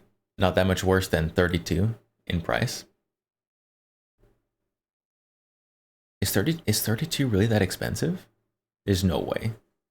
There's no way. 762 by 25 is like 50 cents a round.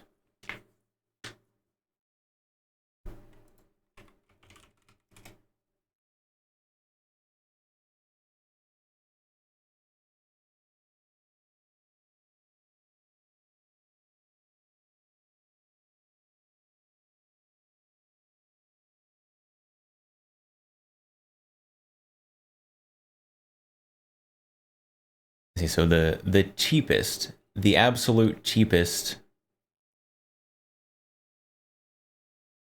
762 by 25 is going to be like 45 cents a round.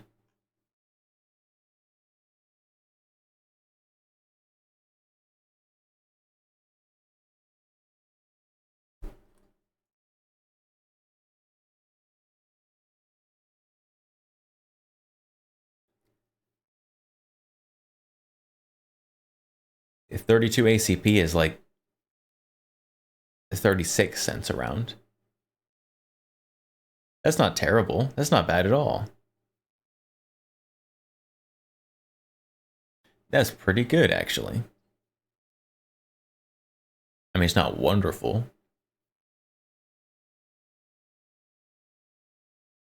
Glock 17. For your on-duty carry. To replace your Browning high power. And carry a Browning high power?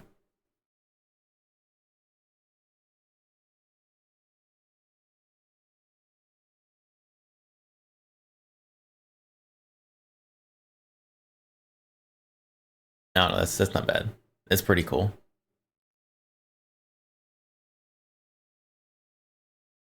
Browning high powers are neat guns. I don't have one, but I think they're cool.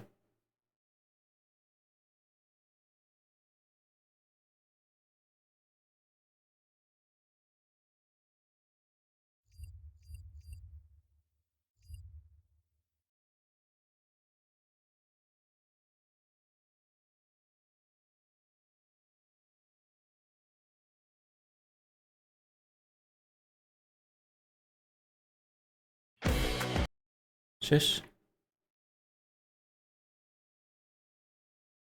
Well, TFB has not released any new videos in the last hour. Heavy at low capacity compared to most modern 9mm.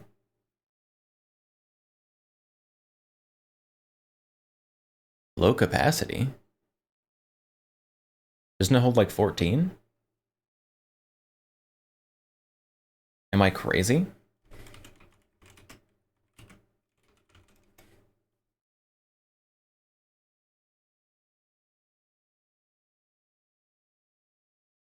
It holds 15. Get 13 or 50 round, or 13 or 15 round magazines. So 13 plus 1 or 15 plus 1. That's the same as like a Glock 19.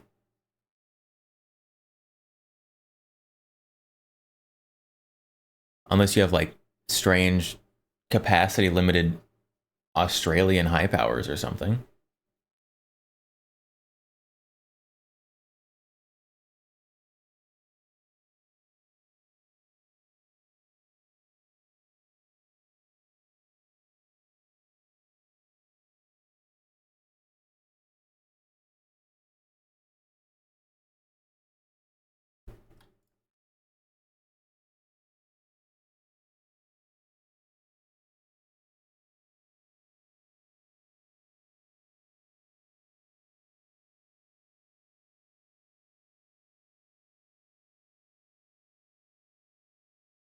Is keyboard small or gun big? It is possible for both. Keyboard is small. Comparing it to my hand is not a great comparison. So if you look at your keyboard and you just take where all the letters are, like, so we've got no function keys, none of the arrow keys or anything over here. But it's normal sized if you just cut everything else off. But it's a nice little guy.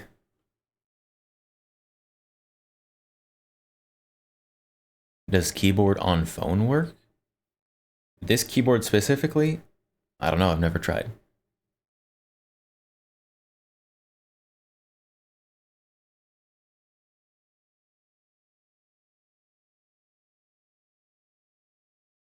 Aiden, it's a 13 round mag. You really only want to put in 12 because of the feeding issue? I mean, you can get, I don't know if you can. I don't know if you can in Australia. There exist 15 round magazines that you can buy.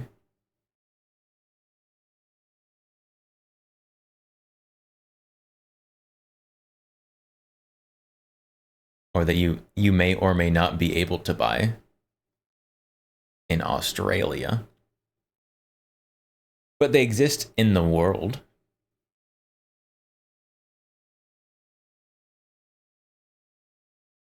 Do I use guns for hunting? Not much. I'm not huge into hunting. I am more of a collector and a haver. Sometimes I'll do, like, you know, mag dump into trash, recreational shooting. I've been meaning to go to more competitions, do some competitive shooting, but something like this, definitely more of a collector's piece. John Wickman, no, definitely not. More of a collector. So something like this, HK VP70 from 1970 is when they were produced. But nice German direct blowback, arguably predecessor to High Point.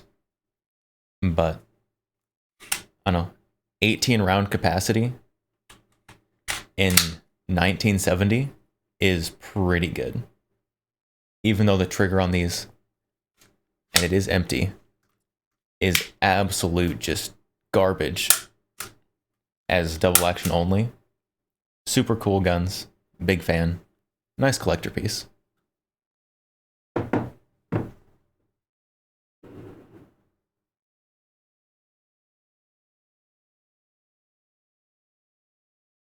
It's good to have a few hunting guns for Apocalypse. I mean, I have guns I can hunt with.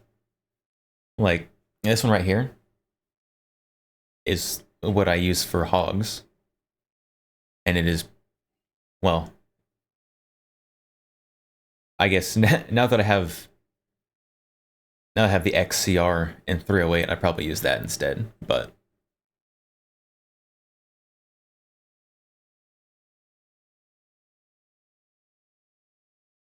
pressing makes you scared. Pulling the trigger. We verified it was empty first. All guns on stream are always going to be empty, but always check again just to be sure.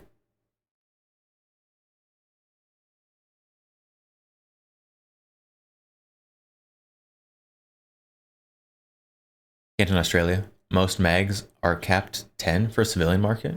Only military police can everything 10 plus. Crazy. So if you're military, you can get something larger than that, right?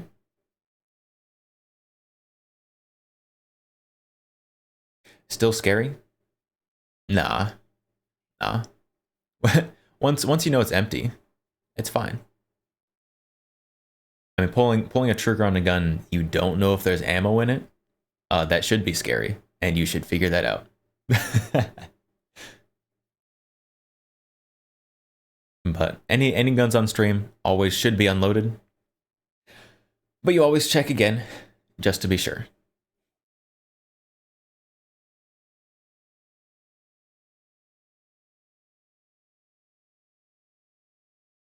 No, you don't play Russian? What do you mean play Russian? Russian roulette? I don't think Russian roulette works with pistols. If you just load one round into the pistol, it's the first shot. The first shot is the one that's going off.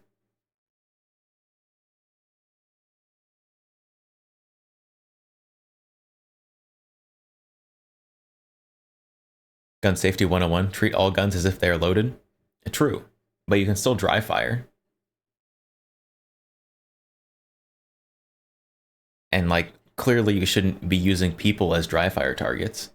But like, once you know it's empty, dry fire practice is very good.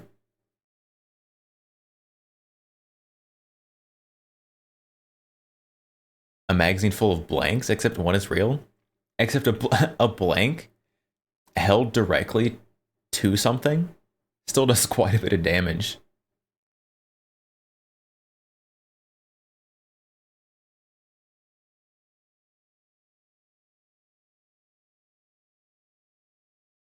Even then, never flag or point the gun at someone? Oh yeah, of course. I mean, you never dry fire at targets you're not willing to destroy. Because even though you're 100% sure when you're dry firing, there's no live ammo in your gun. Sometimes, unfortunately, people aren't quite as sure as they think they are.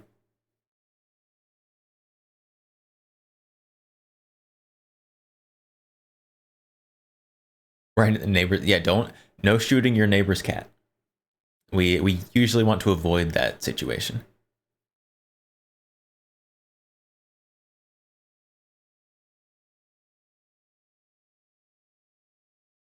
Guidelines for those that don't know what they're guidelines for everyone. The gun safety rules are guidelines for everyone, whether they know what they're doing or not. Because a lot of gun accidents happen from people who know very well what they're doing, except they got too confident, or something slipped their mind, or something. And accidents can still happen for sure.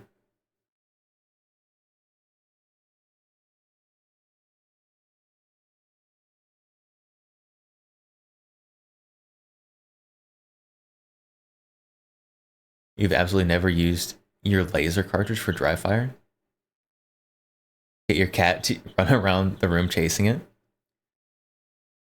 I mean, I've used like a little like bore cider to play with, well, play with my dog. My cat doesn't care at all. But like, it works outside of the gun.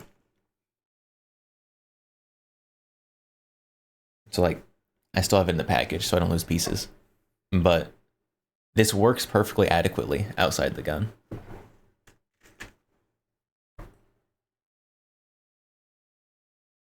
Your actual bore sight doesn't have batteries? What, does it run on like feelings or something?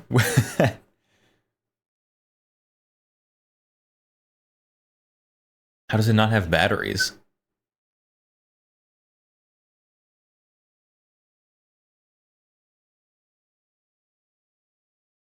You could not do gunsmithing, cleaning, or even carrying in most holsters if you took those rules completely literally. Yeah, but there's still good guidelines.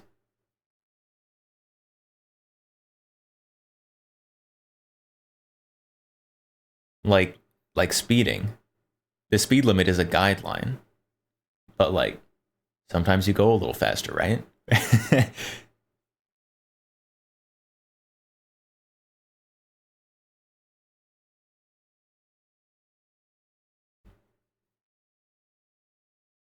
You just have a bore sight and a laser cartridge?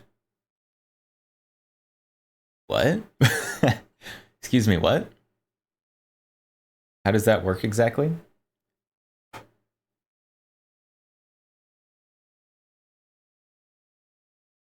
Do you have like, is it one of those like magnetic things that like goes on the end? Like the mantis things? I don't know, I've never used a mantis thing, I'm gonna be honest. I don't know how they work.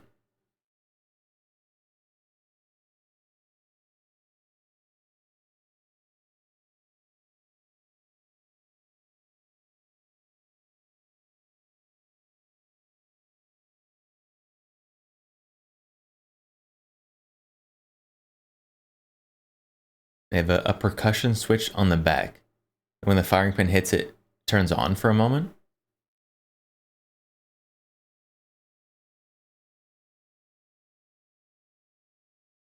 How do you use that as a bore sight? What? You have a bore sight and a laser cartridge?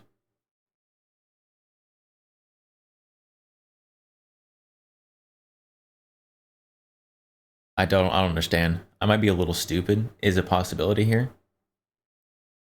But don't understand. I don't know. I like the chamber bore sights. You have to put the batteries in. Very handy, very nifty. I should use them more. Except I've already used them on everything that has an optic that lives on it. And I apparently am just like clinically opposed to buying optics. So I just don't.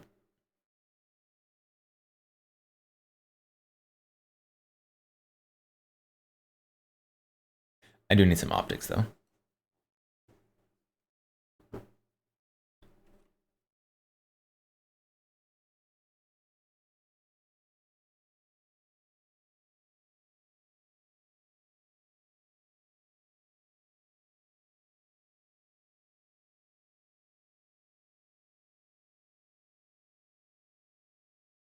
Is that the ferocious Kitsu in chat? I think it is. I think it is the ferocious Kitsu.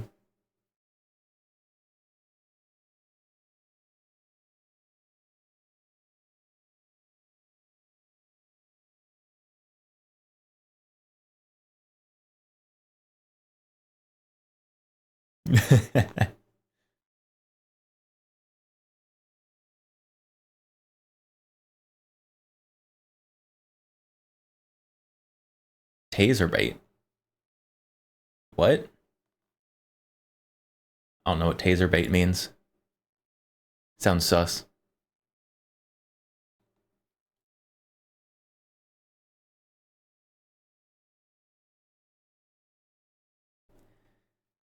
But we have been streaming for nearly 4 hours. Doesn't know. I don't know. I have to look it up.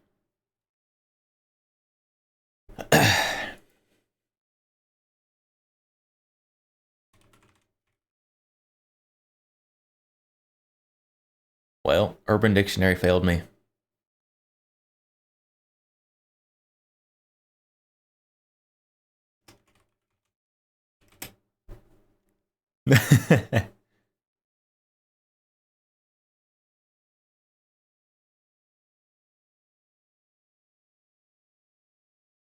Yeah, this isn't a real thing. It's not a real thing. Except it is a user on Imgur. I don't know how to pronounce that website. I've only ever read it. This is the first time I've tried to pronounce. Aiden is an M.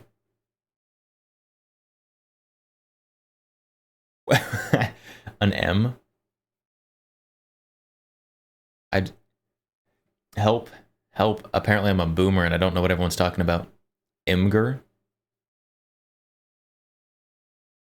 I think that's what I've said. I think that's what I said.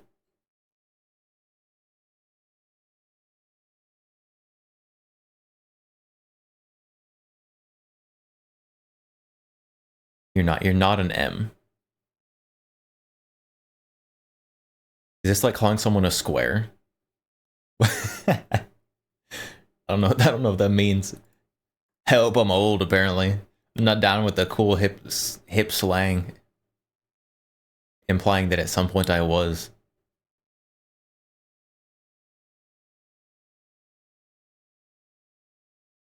It's technically supposed to be pronounced Imager. That is clearly not how it's spelled.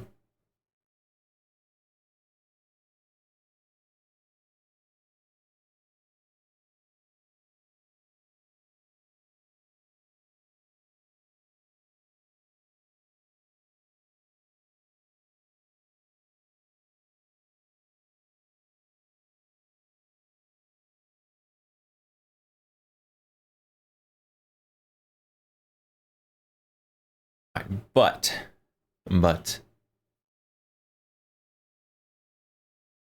I do believe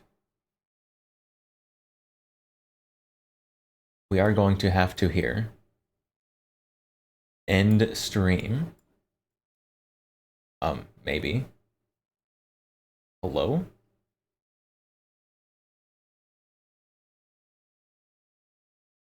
Why can't I? There it is.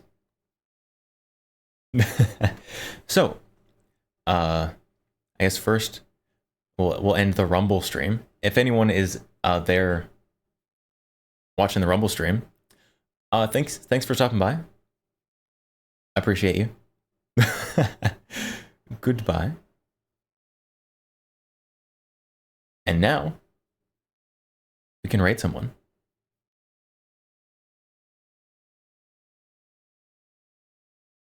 Good stream. Guys, you're not the only one who doesn't want all AR stocked. I hate buffer tube stocks on anything that doesn't actually require a buffer tube. Actually the worst thing ever.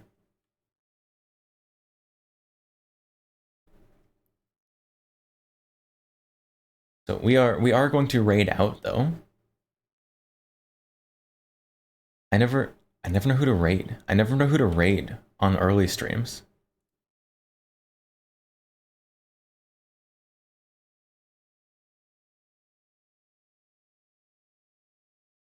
Waiting for the Rumble stream to actually reach the end. It'll probably end at like the same time.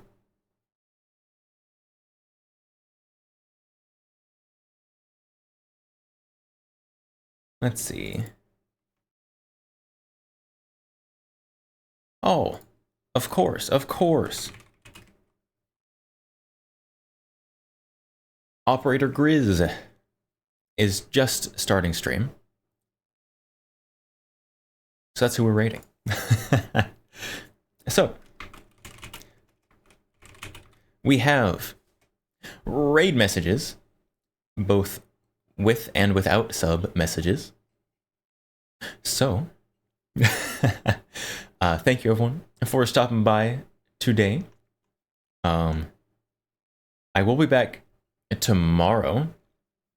Tomorrow's gonna be different than normal Monday streams because there is a Voop Chat event happening tomorrow that we will be participating in.